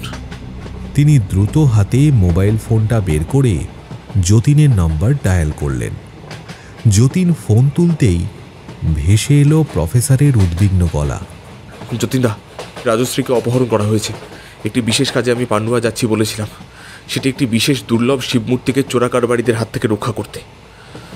এরপর প্রথম দিন থেকে তার সাথে যা যা ঘটেছে সেসব প্রফেসর তাকে বলে গেলেন। সব শুনে যতীন বলল, তোমার উদ্দেশ্য সৎ জয়দা, দেখবে তুমি সফল হবেই। আর রাজশ্রীকে আমি নিজে উদ্ধার করব, একদম চিন্তা করো না। মহাকাল আমাদের সকলের মঙ্গল করবেন। তিনি যে সৃষ্টির উৎস, ধ্বংসের প্রতীক, তিনি সকলের পরম পূজনীয়, তিনি স্বয়ং ত্রাতা। হর হর মহাদেব। তখন প্রায় ভোর 4টে। ব্রহ্ম মুহূর্তের সূত্রপাত হয় ঠিক এই সময়টাতেই। পান্ডুয়া স্টেশনে গাড়িটা এসে থামতেই কাঁধের ঝোলা ব্যাগ এবং ট্রলি ব্যাগটা নিয়ে ধীরে ধীরে মোরাম বিছানো স্টেশন চত্বরে পা রাখলেন প্রফেসর জয় আগরওয়াল। এদিক সেদিক তাকিয়ে কোনো কুলির সন্ধান করতে লাগলেন, কিন্তু বিধি বাম, এত ভোরে আশেপাশে কোনো ভ্যান রিক্সা কিংবা ট্রেকারও দেখা যাচ্ছে না। তখনও সূর্যের আলো ফোটেনি বিশেষ। কালো আকাশ জুড়ে এক অদ্ভুত লাল আভা ছড়িয়ে রয়েছে শুধুমাত্র। কাল রাতেই বৃষ্টি হওয়ার দরুন আবহাওয়া বেশ ঠান্ডা। মাঝে মাঝেই একরাশ ঠান্ডা হাওয়া এসে ঝাপটা মারছে শরীরে। তবে স্টেশনে পা দেওয়া মাত্র কোনো এক অজানা কারণে প্রফেসরের শরীরটা ভারী হয়ে উঠেছে। বাতাসে ভেসে আসছে এক অদ্ভুত ওমকার ধ্বনি। তিনি ধীরে ধীরে স্টেশন চত্বর ছেড়ে মূল সড়কে পা রাখতেই দেখতে পেলেন একটা সাদা মারুতি ভ্যান ভোরের নৈশব্দ খান খান করে পিচ ঢালা রাস্তার উপর দিয়ে এদিকেই ছুটে আসছে। ক্যাঁচ শব্দ করে গাড়িটা এসে থামল প্রফেসরের ঠিক সামনে। গাড়ি থেকে বেরিয়ে এলো এক 50 ঊর্ধ্ব ব্যক্তি। তিনি এগিয়ে এসে জিজ্ঞেস করলেন, mister Agarwal? Yes, I am. কিন্তু আপনার পরিচয়টা তো ঠিক। প্রফেসরের কথা শেষ হতে না হতেই সেই ভদ্রলোকটি বলে উঠলেন, অধমের পরিচয় হরিপ্রসাদ। কাছেই আমার নিজস্ব একটা গেস্ট হাউস রয়েছে। স্যার বারবার বলে দিয়েছেন যেন আপনার যত্নআত্তির কোনো ত্রুটি না হয়। আপনি আমাদের অতিথি বলে কথা। যাক সেসব কথা, আপনি গাড়িতে উঠে বসুন দেখিনি। উপায়ান্তর না দেখে গাড়ির ডিকিতে ব্যাগটা রেখে শুধু কাঁধের ঝোলাটুকু সঙ্গে নিয়ে প্রফেসর উঠে বসলেন গাড়িতে। গাড়ি চলতে লাগলো 80 গতিতে। হরিপ্রসাদ নিজেই ড্রাইভ করছিলেন গাড়িটি। পেছনে বসে থাকা প্রফেসর এইবার জিজ্ঞেস করলেন, পথে যাওয়ার সময় ইটাচুনা রাজবাড়ির মন্দিরটা কি পড়বে? হ্যাঁ প্রফেসর, স্যার এসব ব্যাপারে আমায় আগেই জানিয়ে দিয়েছিলেন। এখন আমরা মহানন্দার উপর দিয়েই যাব। এরপর পড়বে সেই রাজবাড়ি। মূল সড়কের ঠিক রাজবাড়ির বিপরীতেই রয়েছে ওই মন্দিরটা, তবে এখন সেটা বন্ধ। মন্দির খুলতে খুলতে প্রায় 6টা বাজবে। ওই মন্দিরে এমনিতে কোনোদিনও পুজো হয় না বটে, তবু দর্শনার্থীদের ভিড় লেগেই থাকে। মন্দিরে কাজকর্মে কুণ্ডু পরিবার থেকে লোকও নিযুক্ত থাকে, তবে সবই ওই সন্ধ্যা অবধি। এরপরেই মন্দিরের দরজা বন্ধ করে দেওয়া হয়। এই বিশাল লোহার দরজাটা জুড়ে 4-4টে বড় মাপের তালা ঝোলে। সন্ধ্যার পর একটু রাত বাড়লেই লোকজন ওই পথ দিয়ে বিশেষ চলাফেরা করে না। মন্দির সংলগ্ন বাড়িগুলো দরজা জানলা কপাট তুলে দেয়। এক অদ্ভুত রহস্য ঘিরে রয়েছে ওই মন্দির, বিশেষ করে মন্দিরে থাকা মহাদেবের প্রতিমূর্তিটি। মহাদেব যে পুজো নেন না, আপনি তো জ্ঞানী মানুষ, আপনার নিশ্চয়ই এ বিষয়ে বিস্তর পড়াশোনা রয়েছে। কথাগুলো বলতে বলতে থামল হরিপ্রসাদ। গাড়িটা মূল রাস্তা ছেড়ে ধীরে ধীরে প্রবেশ করেছে একটি ছোট গলিপথ ধরে, আরও বেশ খানিকটা ভেতরের দিকে। ততক্ষণে বাইরে আলো ফুটেছে, রাস্তায় লোকজনের আনাগোনা চোখে পড়ছে প্রফেসরের। ধীরে ধীরে গাড়িটা এসে দাঁড়ালো এক বিশাল প্রাসাদোপম বাড়ির সামনে। গাড়ির দরজাটা খুলে বাইরে নেমে এসে দাঁড়ালেন প্রফেসর। বিশাল রাজবাড়িটির মূল সিংহদরজার বাইরে একজন নীল উর্দিধারী সিকিউরিটি লাঠি হাতে পাহারা দিচ্ছে। রাজবাড়ির দরজা জনসাধারণের জন্য কিছু বিশেষ দিনে খোলে বটে, তবে বেশিরভাগ সময় বন্ধ থাকে। তবে মন্দিরটি খোলা হয় প্রতিদিনই। পরিষ্কার করা হয় মন্দির প্রাঙ্গণের ধুলো, তবে ওই পুজোটুকুই যা হয় না। ঘটাং শব্দ করে রাজবাড়ির মূল দরজাটা খুলে যেতেই প্রফেসর দেখতে পেল একজন পুরোহিত একগুচ্ছ চাবি নিয়ে রাজবাড়ির ভেতর থেকে এগিয়ে গেলেন মন্দিরের দিকে। এরপর এক এক করে মন্দিরের দরজায় লাগানো 4টি তালা খুলে ভেতরে প্রবেশ করলেন। এইবার প্রফেসর তাকে অনুসরণ করলেন। মন্দিরের ভেতরে প্রবেশ করে তিনি দেখতে পেলেন শ্বেত পাথরের 2 থাক বেদির উপরে বসে রয়েছেন স্বয়ং ভোলানাথ। 4 ফুট উচ্চতা বিশিষ্ট মহাদেবকে দেখে প্রফেসরের শ্রদ্ধায় মাথা নত হয়ে এলো এইবার। তবে বেদি যে শূন্য, সেখানে কোনো ধূপ নেই, নেই কোনো ফুল, সেই স্থান একদম শূন্য। মনে হলো কোশমিন কালেও ইনি পুজো পাননি। দাঁড়িয়ে থাকা প্রফেসরকে এক প্রকার উপেক্ষা করেই সেই পুরোহিত মশাই মন্দিরে ঝাড়ু দিতে লাগলেন। মার্বেল পাথরের মেঝেতে জমে থাকা ক্ষীণ ধুলোর আস্তরণ মন্দিরের বাইরে বের করে এইবার তিনি ধীরে ধীরে এগিয়ে গেলেন প্রফেসরের দিকে। আপনি কি এখানে নতুন?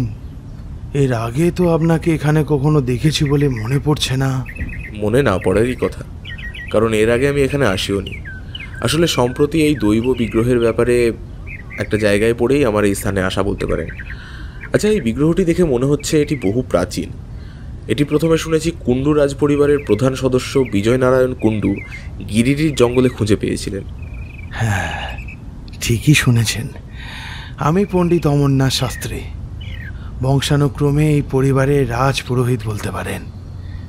তবে এখন সেই রাজাও নেই, রাজত্বও নেই।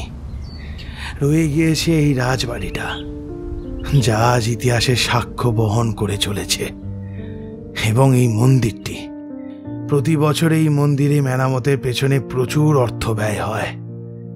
তাকে ছোঁয়ার যে নিয়ম নেই, নইলে ঠাকুর কুপিত হন। এমনকি তাকে পুজো দেবারও কোনো বিধি নেই।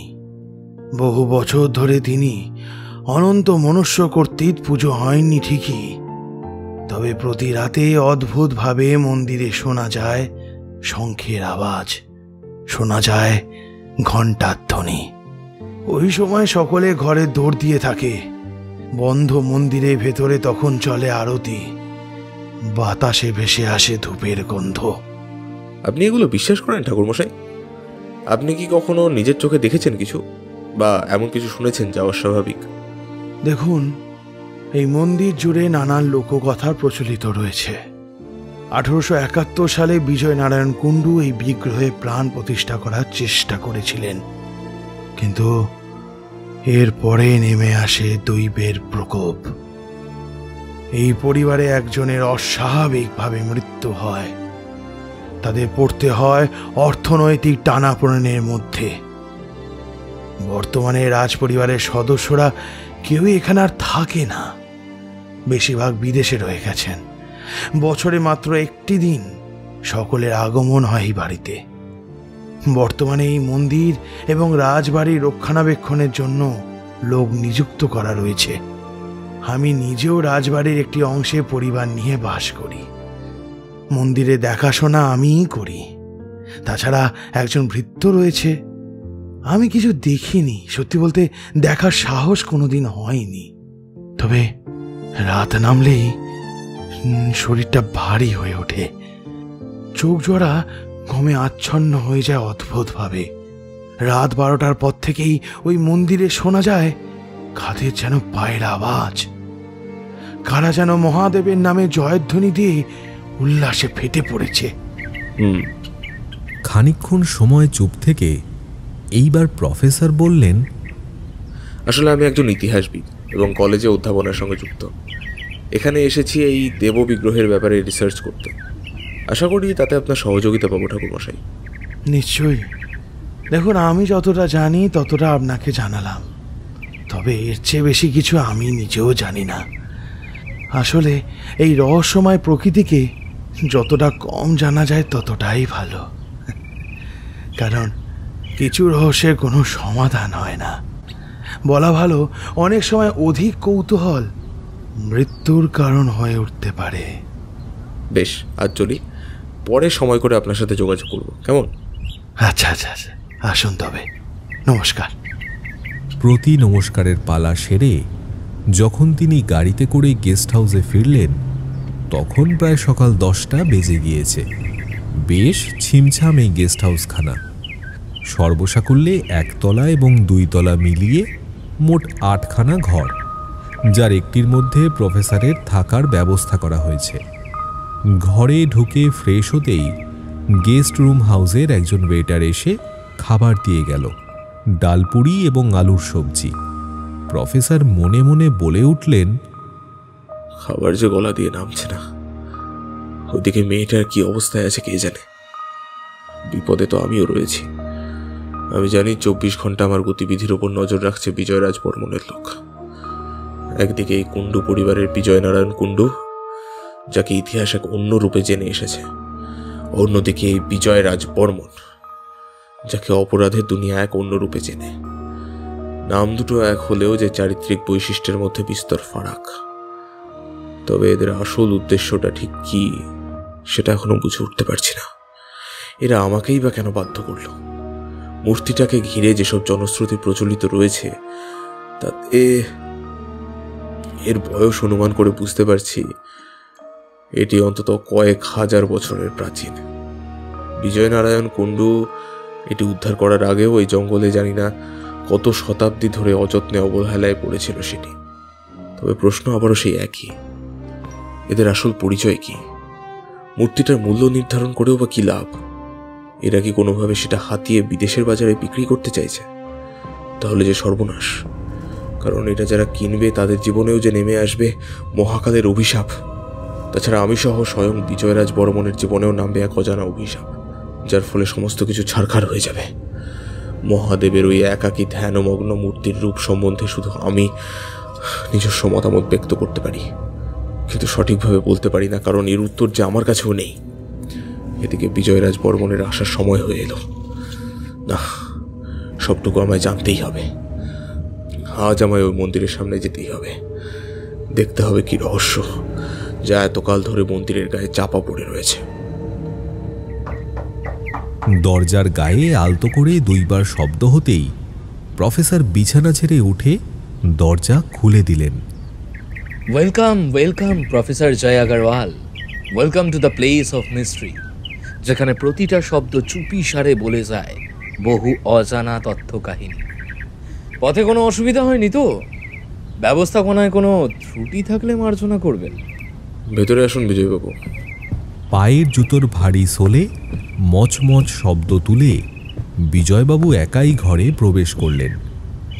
ঘরের চারিদিক একবার পর্যবেক্ষণ করে তিনি বিছানায় ধপ করে বসে হাতের ইশারায় প্রফেসরকেও বসতে বললেন। কাটা কাটা গলায় তিনি বলে উঠলেন, আশা করি এতক্ষণে সেই মন্দির দর্শন হয়ে গিয়েছে। কি মনে হচ্ছে, ওই মূর্তিটি কত বছরের পুরনো বলে মনে হচ্ছে? দেখুন, হাতে নিয়ে দেখার সৌভাগ্য আমার হয়নি এখনো। তাছাড়া প্রত্নতাত্ত্বিক মূল্য ধার্য করতে যেসব পরীক্ষা নিরীক্ষার প্রয়োজন, সেই সকল যন্ত্রপাতিও এই মুহূর্তে আমার কাছে নেই। ওপর থেকে দেখে যতদূর মনে হলো এই মূর্তি অন্তত কয়েক হাজার বছরের পুরনো। তবে এখানে আনার আগে ওই দেববিগ্রহ কার অধীনে ছিল সেটা বলা কঠিন। মোবাইলে ছবি দেখে মহাদেবের এই একাকী ধ্যানমগ্ন রূপ দেখে মনে হয়েছিল যে এটি হয়তো তার সেই আদি রূপের এক সংস্করণ, কিন্তু এখানে এসে বুঝতে পারলাম এর ইতিহাস নির্ণয় করা এতটা সহজসাধ্য নয়। আমি অনুমান করতে পারি মাত্র। প্রাচীন শিবপুরাণে মহাদেবের এমন কোনো রূপের বর্ণনা নেই, অন্তত আমি খুঁজে পাইনি। তবে আমার অনুমান এই একাকী রূপ সৃষ্টির আদি স্তরের রূপ। যখন তিনি অবতীর্ণ হয়েছিলেন সেই সময় তিনি দক্ষ, যক্ষ, রাক্ষস এবং প্রেতেদের দ্বারা পূজিত হতেন। তখনও মাতা পার্বতীর সাক্ষাৎ তিনি পাননি। শিব চেতনার শুরু কবে থেকে সেই বিষয়ে অনেকের কাছেই স্পষ্ট নয়। তবে নানান রূপান্তরের মধ্যে দিয়ে আধুনিক সমাজ শিবরূপ পরিগ্রহ করেছে। এটিও মহাদেবের তেমনি এক অজানা রূপ, যার সম্বন্ধে বৃহৎ শিবপুরাণে কোনো উল্লেখ নেই। তবে আমার কাছে এখনো পর্যন্ত আপনি এই বিগ্রহের প্রতি এতটা কৌতূহলী কেন সেটা স্পষ্ট হচ্ছে না। যে প্রফেসর, আমি আগেই বলেছি আমি ব্যবসায়ী মানুষ, নিতান্তই কৌতূহল বসে এমন কিচ্ছু করব না যাতে আমার সময়ের অপচয় হয়। প্রফেসর, এই মূর্তিটা যে আমার চাই। মানে আপনি ওটা চুরি করতে চাইছেন?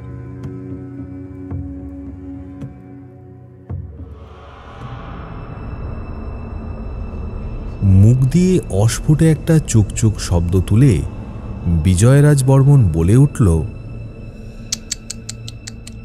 আমি কুণ্ডু রাজবাড়ির রাজা বিজয় নারায়ণ কুণ্ডু নই যে মূর্তিকে তুলে এনে বাড়িতে প্রতিষ্ঠা করব।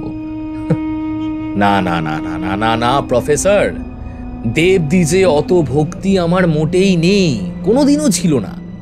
তবে আমাদের পুরনো জমিদার বাড়িতে একটা রাধা মাধবের বিগ্রহ আছে বটে। ঘরের মেয়ে বউরা পূজা অর্চনা করে, তাতে আর কি। আমি শুধু উপস্থিত থাকি, এই যা। আর থাকতে হয়, জমিদার বাড়ির রীতি বলে কথা। যাক সেসব কথা। আজ রাতেই হবে আমাদের অপারেশন। সামনে যে বাধা দিতে আসবে তাকে আমি শেষ করে দেব। আর হ্যাঁ, পালাবার কোনো বৃথা চেষ্টা করাটাও বৃথা। একবার নিচে তাকিয়ে দেখুন। জানলার পর্দা সরিয়ে নিচে তাকাতেই চমকে উঠলেন প্রফেসর। প্রায় 7 ফুট উচ্চতার এক নিগ্রো সেখানে দাঁড়িয়ে রয়েছে। তার সারা শরীর যেন পাথরের মতো কঠিন, চোখের দৃষ্টি ঘোলাটে হলুদ বর্ণের, যেন শিকারী বাঘের চোখ। এই গরমেও সে একটা কালো রঙের স্যুট পরে দাঁড়িয়ে রয়েছে, মুখে জ্বলছে চুরুট। জেমস ক্যামরন, নাইজেরিয়া থেকে এনেছি একে। আপনি তো জানেন আমাদের ব্যবসা, নানান দুষ্প্রাপ্য জিনিসের সন্ধানে বিভিন্ন দেশে ছুটতে হয় আমায়। ক্যামরন নিজেই যেন এক জলজ্যান্ত পিশাচ। নাইজেরিয়ায় তার নামে অনেকগুলো খুন এবং ধর্ষণের মামলা ঝুলছে। নেকড়ে বাঘের দাঁতের তৈরি একটি লকেট সংগ্রহ করতেই আমি ওখানে হাজির হয়েছিলাম প্রফেসর। দাঁতটির বিশেষত্ব কি ছিল জানেন? ওটি আফ্রিকান ব্ল্যাক ম্যাজিকে ব্যবহার করা হতো এবং বংশানুক্রমে একটি অখ্যাত গ্রাম প্রধানের গলায় শোভা পেত এই লকেট। ওই লকেটের অনেকগুলো বিশেষ গুণ ছিল। সেটি মানুষকে দৈব শক্তির অধিকারী করে তুলতে পারত। এই জেমসের সাহায্যে গ্রাম প্রধানকে খুন করে ওই লকেট নিয়ে এসেছিলাম ভারতে। এরপর তাকে এক আমেরিকান দম্পতির কাছে চড়া দামে বিক্রি করি। একটা কথা মনে রাখবেন প্রফেসর, আমার প্রতিটি অ্যান্টিক জিনিস মানুষের রক্তে লাল হয়ে রয়েছে। আজও রক্ত ঝরবে প্রফেসর। রাতে ওই রাজবাড়ির পাহারাদারেরা বাধা দিতে এলে জেমস তাদের শেষ করে ফেলবে। প্রফেসর, আপনি বরং খানিক বিশ্রাম নিয়ে নিন। আর হ্যাঁ, আপনার মেয়ে ভালোই আছে, বাড়ির সকলেও ভালো আছে। তবে আপনি বেগরবাই করলে কতক্ষণ ভালো থাকবে সেটা বলতে পারছি না। স্কাউন্ড্রেল, তোমায় আমি পুলিশে দেব। সারা জীবন জেলের ঘানি টানবে তুমি। তোমার ব্যবসা নিয়ে আমার কোনো মাথা ব্যথা নেই, কিন্তু যেই পন্থা তুমি অবলম্বন করছো সেটি তোমার ধ্বংসের পথ প্রশস্ত করছে। নরাধম, এখনো সময় আছে, শুধরে যাও। অন্তত পক্ষে ঠাকুর দেবতা যাদের সাথে জড়িয়ে রয়েছে ভারতের প্রাচীন ঐতিহ্য, সেগুলো নিয়ে অন্তত ছেলে খেলা করো না। তুমি কি ভেবেছো বিজয়রাজ বর্মন? কখনো টাকার টোপ দিয়ে তো কখনো আমার পরিবারের মানুষগুলোকে হেনস্থা করে তুমি আমায় তোমার এই অপকর্মের পাশে পাবে? কখনো না বিজয়রাজ বর্মন। শোনো, আমি জানতাম তুমি আসবে, আর তাই তোমার প্রতিটি কথা আমি আমার মোবাইল ফোনে রেকর্ড করে নিয়েছি। প্রথমেই আমি এটিকে এভিডেন্স হিসেবে থানায় জমা করব, আর তারপর তোমার আর তোমার ওই নাইজেরিয়ান সঙ্গীকে তুলে দেব আইনের হাতে। খানিকক্ষণ থম মেরে স্থানুবৎ এক জায়গায় দাঁড়িয়ে রইল বিজয়। ধীরে ধীরে এগিয়ে এলো প্রফেসরের দিকে। তার চোখে মুখে ক্ষণিকের জন্য ফুটে উঠল এক ক্রূর দৃষ্টি। হঠাৎই ঘর কাঁপিয়ে এক বিকট অট্টহাসি হেসে উঠল সে। হাসতে হাসতে তার চোখ দুটো যেন ঠেলে বাইরে বেরিয়ে আসতে চাইল। মিনিট খানিক এইভাবেই হাসার পর সে আবারও প্রফেসরের দিকে তাকিয়ে বলে উঠল, পাঠান, যেখানে খুশি সেখানে পাঠান, চাইলে সোশ্যাল মিডিয়াতেও আপলোড করতে পারেন। পাঠান প্রফেসর, আমি এখানে বসছি। আহা, না না না, ভয় পাবেন না, আমি বাধা দেব না। বটে। তড়িৎ গতিতে হাতে ধরে রাখা মোবাইল ফোনটা থেকে যেই সোশ্যাল মিডিয়াতে লগ ইন করতে গেলেন প্রফেসর, স্ক্রিনে ফুটে উঠল কয়েকটি শব্দ। Please check your internet connection before proceed. কি হলো প্রফেসর? পাঠান, প্রয়োজন পড়লে থানাতেও যান, প্রয়োজনে আমি আপনাকে নিয়ে যাচ্ছি। প্রফেসর, আগেও বলেছি বিজয় রাজ বর্মন কাঁচা কাজ করে না, তবে আপনি মানুষটা ভারী বোকা। মোবাইল নেটওয়ার্ক সিগন্যালটা তো একবার দেখতে পারতে না? যাকে এই গেস্ট হাউসে জ্যামার লাগানো রয়েছে, কল তো দূরস্থ, ইন্টারনেট পরিষেবাও পাবেন না। আর থানা, আজ রাতেই এক নতুন খেলা দেখতে পাবেন। তৈরি থাকুন প্রফেসর, এক নতুন ধ্বংসের বীজ রোপণ করতে চলেছি আমি, আজ রাত ঠিক 12টায়। কোনো রকমের রাতের ডিনার সেরে নিয়ে বিছানায় গা এলিয়ে দিলেন প্রফেসর জয় আগরওয়াল। মাথায় হাজারো চিন্তার জট। ঘরের নিভু নিভু আলোয় কখন যেন চোখ লেগে এসেছিল প্রফেসরের। হঠাৎ তিনি অনুভব করলেন তার বিছানার চারিপাশে কোনো কিছুর অস্তিত্ব। জানলা দিয়ে ধেয়ে আসছে একরাশ ঝোড়ো বাতাস। আজ আবারও আকাশের মুখ ম্লান।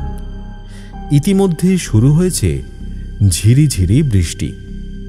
বর্ষার ফলার মতো সেই বৃষ্টির ছাট খোলা জানলা দিয়ে প্রফেসরের গায়ে এসে লাগছে। বুকটা কেমন যেন ভারী বোধ হচ্ছে প্রফেসরের। শ্বাস নিতে বেশ কষ্ট হচ্ছে। মনে হচ্ছে বুকে যেন কেউ ভারী পাথর চাপা দিয়েছে। একটা চাপা অস্বস্তি নিয়ে বিছানায় উঠে বসতেই তিনি দেখতে পেলেন আবছা আলো আধারিতে মিশে রয়েছে কয়েকটি ছায়া ছায়া অবয়ব। তাদের মুখ দিয়ে বেরিয়ে আসছে এক তীব্র গোঙানি। একটা অদ্ভুত গড়গড় শব্দ করে তারা ধীরে ধীরে প্রফেসরের সামনে দৃশ্যমান হল। সেই একই দৃশ্য যা তিনি কাল ট্রেনে আসতে দেখেছিলেন। তাদের চোখের মনির রং সাদা। প্রাণহীন দেহ থেকে ঝরে পড়ছে থরে থরে পোড়া মাংসের স্তূপ। তাদের সারা শরীর ঘিরে রয়েছে এক রক্তিম বর্ণের লাভা। দাউ দাউ করে আগুন জ্বলছে তাদের সারা শরীর জুড়ে। ধীরে ধীরে গরম হচ্ছে মেঝে। বুকে ভর দিয়ে দুই হাত পায়ে তারা এগিয়ে আসছে হিংস্র সাপদের মতো। তাদের আড়াআড়িভাবে কাটা পেট থেকে বাইরে বেরিয়ে ঝুলছে পেটের নাড়ি। ধীরে ধীরে তাদের পেছনে ফুটে উঠল এক বেগুনি বর্ণের আলোক বলয়। চোখ ধাঁধানো সেই আলোক বলয়ের সাথে যুক্ত রয়েছে প্রত্যেকের পেটের নাড়ি। আর নয়, পালাতে হবে, এক্ষুনি পালাতে হবে, নইলে সমূহ বিপদ। আবারও উপস্থিত হয়েছে মহাকালের কাল গর্ভ থেকে সেই সকল অন্ধকার জগতের পিশাচেরা, যারা যুগের পর যুগ ধরে এই শিব বিগ্রহের পুজো দিয়ে এসেছে। বেগতিক বুঝে তিনি খাট থেকে এক লাফে দরজার কাছে আছড়ে পড়লেন। দ্রুত হাতে দরজা খুলে তিনি দৌড়ে পালাতেই যাচ্ছেন, ঠিক এমন সময় দুটো জিনিস ঘটল। এক, শয়ে শয়ে হাত তার পা দুটো চেপে ধরল, আর দুই, নিচ থেকে ভেসে এলো গুলি চলার শব্দ এবং কিছু মানুষের মরণ আর্তনাদ। হাতগুলো প্রফেসরকে টানতে টানতে ঘরের ভেতর নিতে চাইছে। প্রফেসরের দেহটি ধীরে ধীরে এগিয়ে যাচ্ছে তাদের দিকে।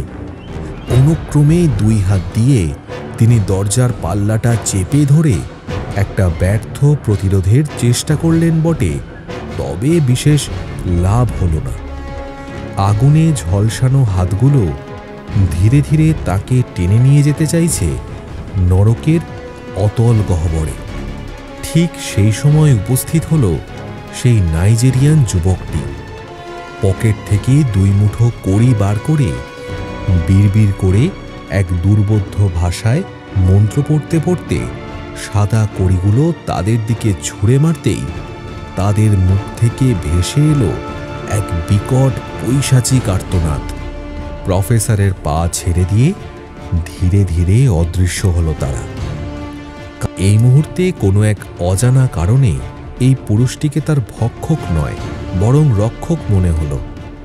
দুজনে ত্রস্ত পায়ে সিঁড়ি বেয়ে নিচে নেমে গেল। নিচে নামতেই প্রফেসর দেখতে পেল সাদা পোশাক পরা কয়েকজন হাতে উদ্যত বন্দুক নিয়ে দাঁড়িয়ে রয়েছে। নিচে পড়ে রয়েছে কয়েকজন মানুষ, যারা গুলিবিদ্ধ অবস্থায় ছটফট করছে। মন্দিরের তলায় ঝনঝন শব্দ করে হাতুড়ি মারার শব্দ হয়ে চলেছে। প্রফেসর দেখতে পেলেন নিচে পড়ে থাকা মানুষগুলোর মধ্যে এক অতি পরিচিত মুখ। তার মুখ দিয়ে অস্ফুটে বেরিয়ে এলো একটি নাম, অমরনাথ শাস্ত্রী। বেটা খুব বার বেড়েছিল, আমায় আটকাতে এসেছিস। কটাকে জানে মেরে ফেলেছি। যে কজন এখনো বেঁচে রয়েছে তাদেরও জমের বাড়ি পাঠানোর ব্যবস্থা করছি। এই বলে সাদা পোশাক পরিহিত এক বছর 40-এর ব্যক্তিকে ইশারা করতেই সে উপস্থিত সকলকে নির্দেশ দিল, শুট দ্যাম অল। থানায় আমি কেসটা দেখে নেব, এমনভাবে কেস সাজাবো যাতে এরা বুঝবে আইনের চোখে এরা অপরাধী। কালকের খবরের কাগজে এক নতুন নিউজ হেডলাইন, ইটাচুনা রাজবাড়ির মন্দিরে শিব মূর্তি চুরি করতে গিয়ে স্থানীয় পুলিশের সাথে সংঘর্ষে মৃত্যু হয়েছে রাজবাড়ির কর্মীদের, যাদের প্রতিনিধিত্ব করছিলেন রাজবাড়ির প্রধান পুরোহিত অমরনাথ শাস্ত্রী। মুহূর্তের মধ্যে ঝাঁকে ঝাঁকে গুলি এসে ঝাঁঝরা করে দিল তাদের শরীর। বিজয় রাজ বর্মন এবার কাটা কাটা স্বরে প্রফেসরকে উদ্দেশ্য করে বলে উঠল, কি প্রফেসর, পুলিশে যাবে বলেছিলেন না? আপনার সামনে স্বয়ং মোহনাদ থানার বড় বাবুকে হাজির করেছি। যান, কমপ্লেন করুন। হ্যাঁ, কি হলো? আচ্ছা, আমি নিজেই বরং আলাপ করিয়ে দিই।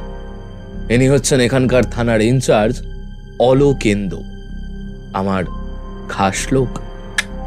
হতবাক হয়ে দাঁড়িয়ে রইলেন প্রফেসর। ঠিক সেই সময় ঝনঝন শব্দ করে খসে পড়ল মন্দিরের 4টে তালা। বড়বাবু অলোকেন্দু হাতের ইশারায় কয়েকজন সিভিল ড্রেসে থাকা কনস্টেবলকে গিয়ে মন্দিরের বিগ্রহ বাইরে নিয়ে আসতে বললেন। তারা ভেতরে যেতেই হঠাৎ মন্দিরের দরজা সশব্দে বন্ধ হয়ে গেল নিজে থেকেই। ঢং ঢং শব্দ করে বেজে উঠল মন্দিরের ঘণ্টা, বেজে উঠল কাঁসর। কান পাতলেই শোনা যাচ্ছে শঙ্খধ্বনি। ওম নমঃ শিবায় প্রতিধ্বনিত হচ্ছে বাতাসে। ভেতর থেকে ভেসে আসছে কয়েকটি মানুষের তীব্র মরণ আর্তনাদ। মন্দিরটি যেন কেঁপে কেঁপে উঠছে। তারা শুনতে পেল ভেতরে থাকা কনস্টেবলের দল এসে দরজায় ধাক্কা মারছে। তারা তাদের বাঁচানোর আর্জি জানাচ্ছে, কিন্তু খানিকক্ষণ পরেই সব স্তব্ধ হয়ে গেল। ধীরে ধীরে খুলে গেল মন্দিরের দরজা। তারা হতবাক হয়ে দেখল এখন সেখানে কেউ কোথাও নেই, যেন তাদের সেখানে কখনো আগমন ঘটেইনি। ধীরে ধীরে প্রবেশ করল তারা। না না না না, কখনো হতে পারে না। কোথায় কোথায় গেল তারা? চিৎকার করে উঠল বিজয় রাজবর্মন। প্রফেসর মৃদু হেসে জবাব দিলেন, মহাকালের কাল গর্ভে। মানি না, মানি না, আমি এই সব মানি না।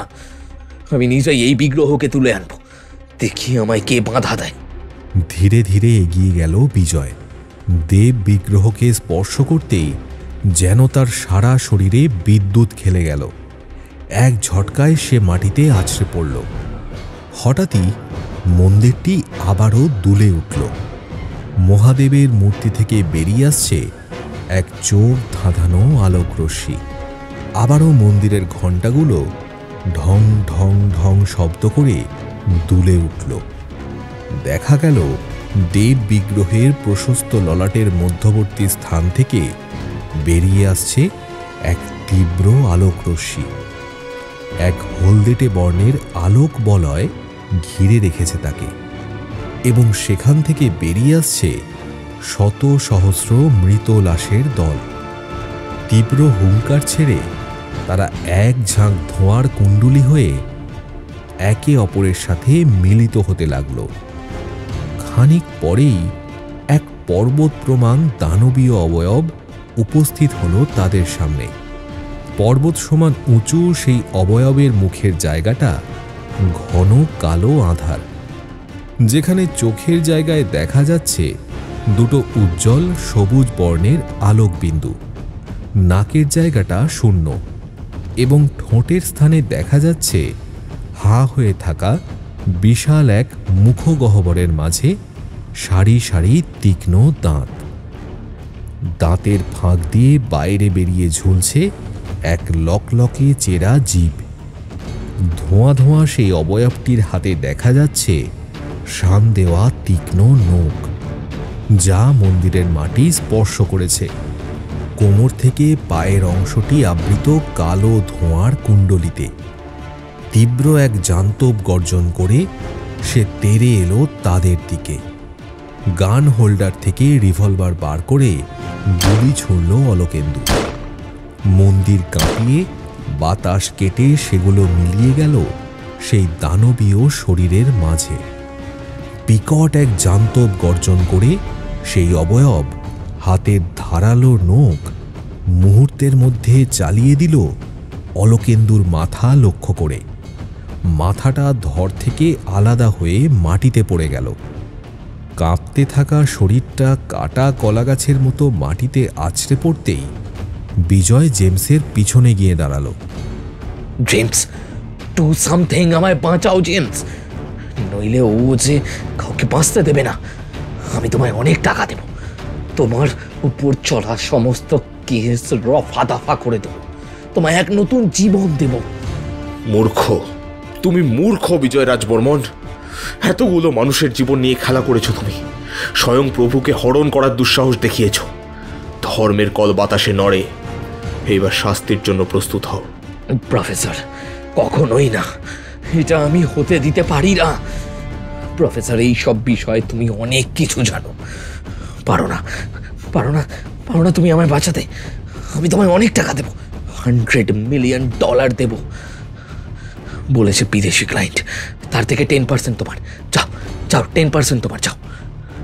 প্রত্যুত্তরে প্রফেসর কিছু একটা বলতেই যাচ্ছিল, ততক্ষণে জেমস বিড়বিড় করে মন্ত্র পড়তে পড়তে মাটিতে কি যেন একটা ছুঁড়ে মারতেই মন্দিরটি আবারও একবার কেঁপে উঠল।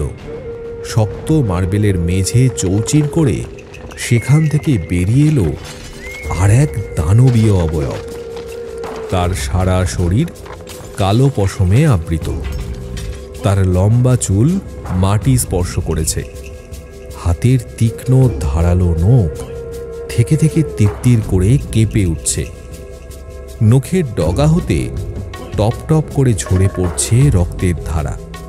এল মোহন, আফ্রিকান ডিমন।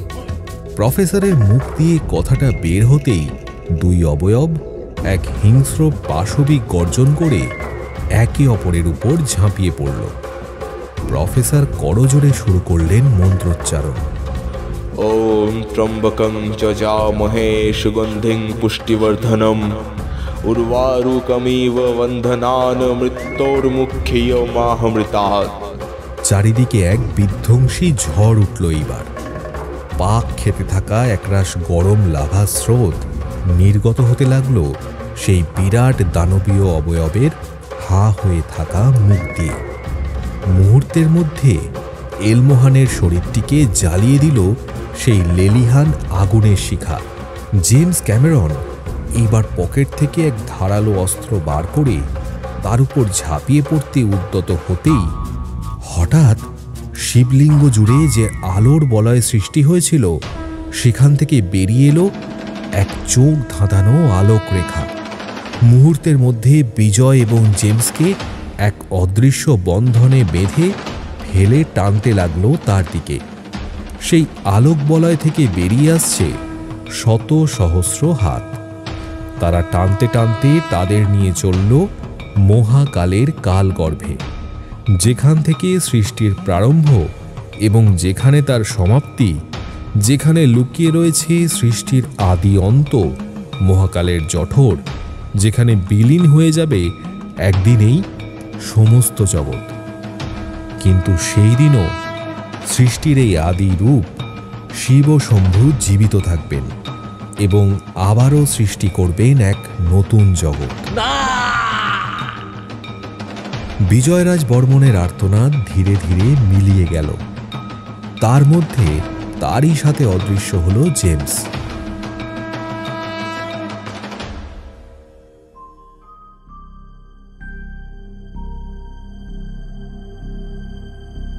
প্রফেসরের সামনে দাঁড়িয়ে থাকা সেই কালো অবয়বটি তার দিকে খানিকক্ষণ সময় এক দৃষ্টিতে তাকিয়ে রইল। ধীরে ধীরে এক ঝাঁক কালো ধোঁয়া মিলিয়ে গেল বাতাসে। প্রফেসর কাঁপতে কাঁপতে মাটিতে বসে পড়ল। তার দুই চোখ বেয়ে নেমে আসছে জলের ধারা। ঠিক তখনই তার মোবাইল ফোন সশব্দে বেজে উঠল। ফোনের ওই প্রান্তে যতীনের গলা শোনা গেল। জয়দা, ওই দিন ট্রেনে সবটা শোনার পর আমি এখানকার থানার একজন অফিসারকে বিষয়টা জানাই। যদিও তাকে ট্রেন থেকে আমাদের বাড়ি আসার পথে অপহরণ করা হয়েছিল, জায়গাটা এখানকার থানার আন্ডারে পড়ে না, তবুও আনঅফিশিয়ালি এই কেসটি তিনি টেক ওভার করেন। রাজশ্রীর মোবাইল টাওয়ারটার লোকেশন ট্রেস করে তাকে খুঁজে বার করেন। বর্তমানে সে আমাদের বাড়িতে রয়েছে এবং অপহরণকারীরা ধরা পড়েছে। মহাকালের জয়! উনি না থাকলে এই অসাধ্য কখনো সাধন হতো না। প্রফেসর ক্লান্ত গলায় খানিক উচ্ছ্বাস ফুটিয়ে বলে উঠলেন, তিনি যে ভক্তের ভক্তির পরীক্ষা নিচ্ছিলেন যতীনদা, সেই শুরু থেকেই যে তিনি প্রতি পদে আমাদের চলার পথে বাধা সৃষ্টি করেছেন, তবে শেষে সফল হয়েছি আমরাই। ফোনটা রেখে প্রফেসর মন্দিরের শিব বিগ্রহের দিকে তাকিয়ে ধরা গলায় বলে উঠলেন, জয় জয় জয় শিবশম্ভু, জয় ত্রিকালেশ্বর, জয় পঞ্চানন। তোমার লীলা অপরম্পার। অবশেষে শুভ শক্তির জয় হলো। যুগে যুগে এইভাবেই তুমি অবতীর্ণ হয়ে প্রভু।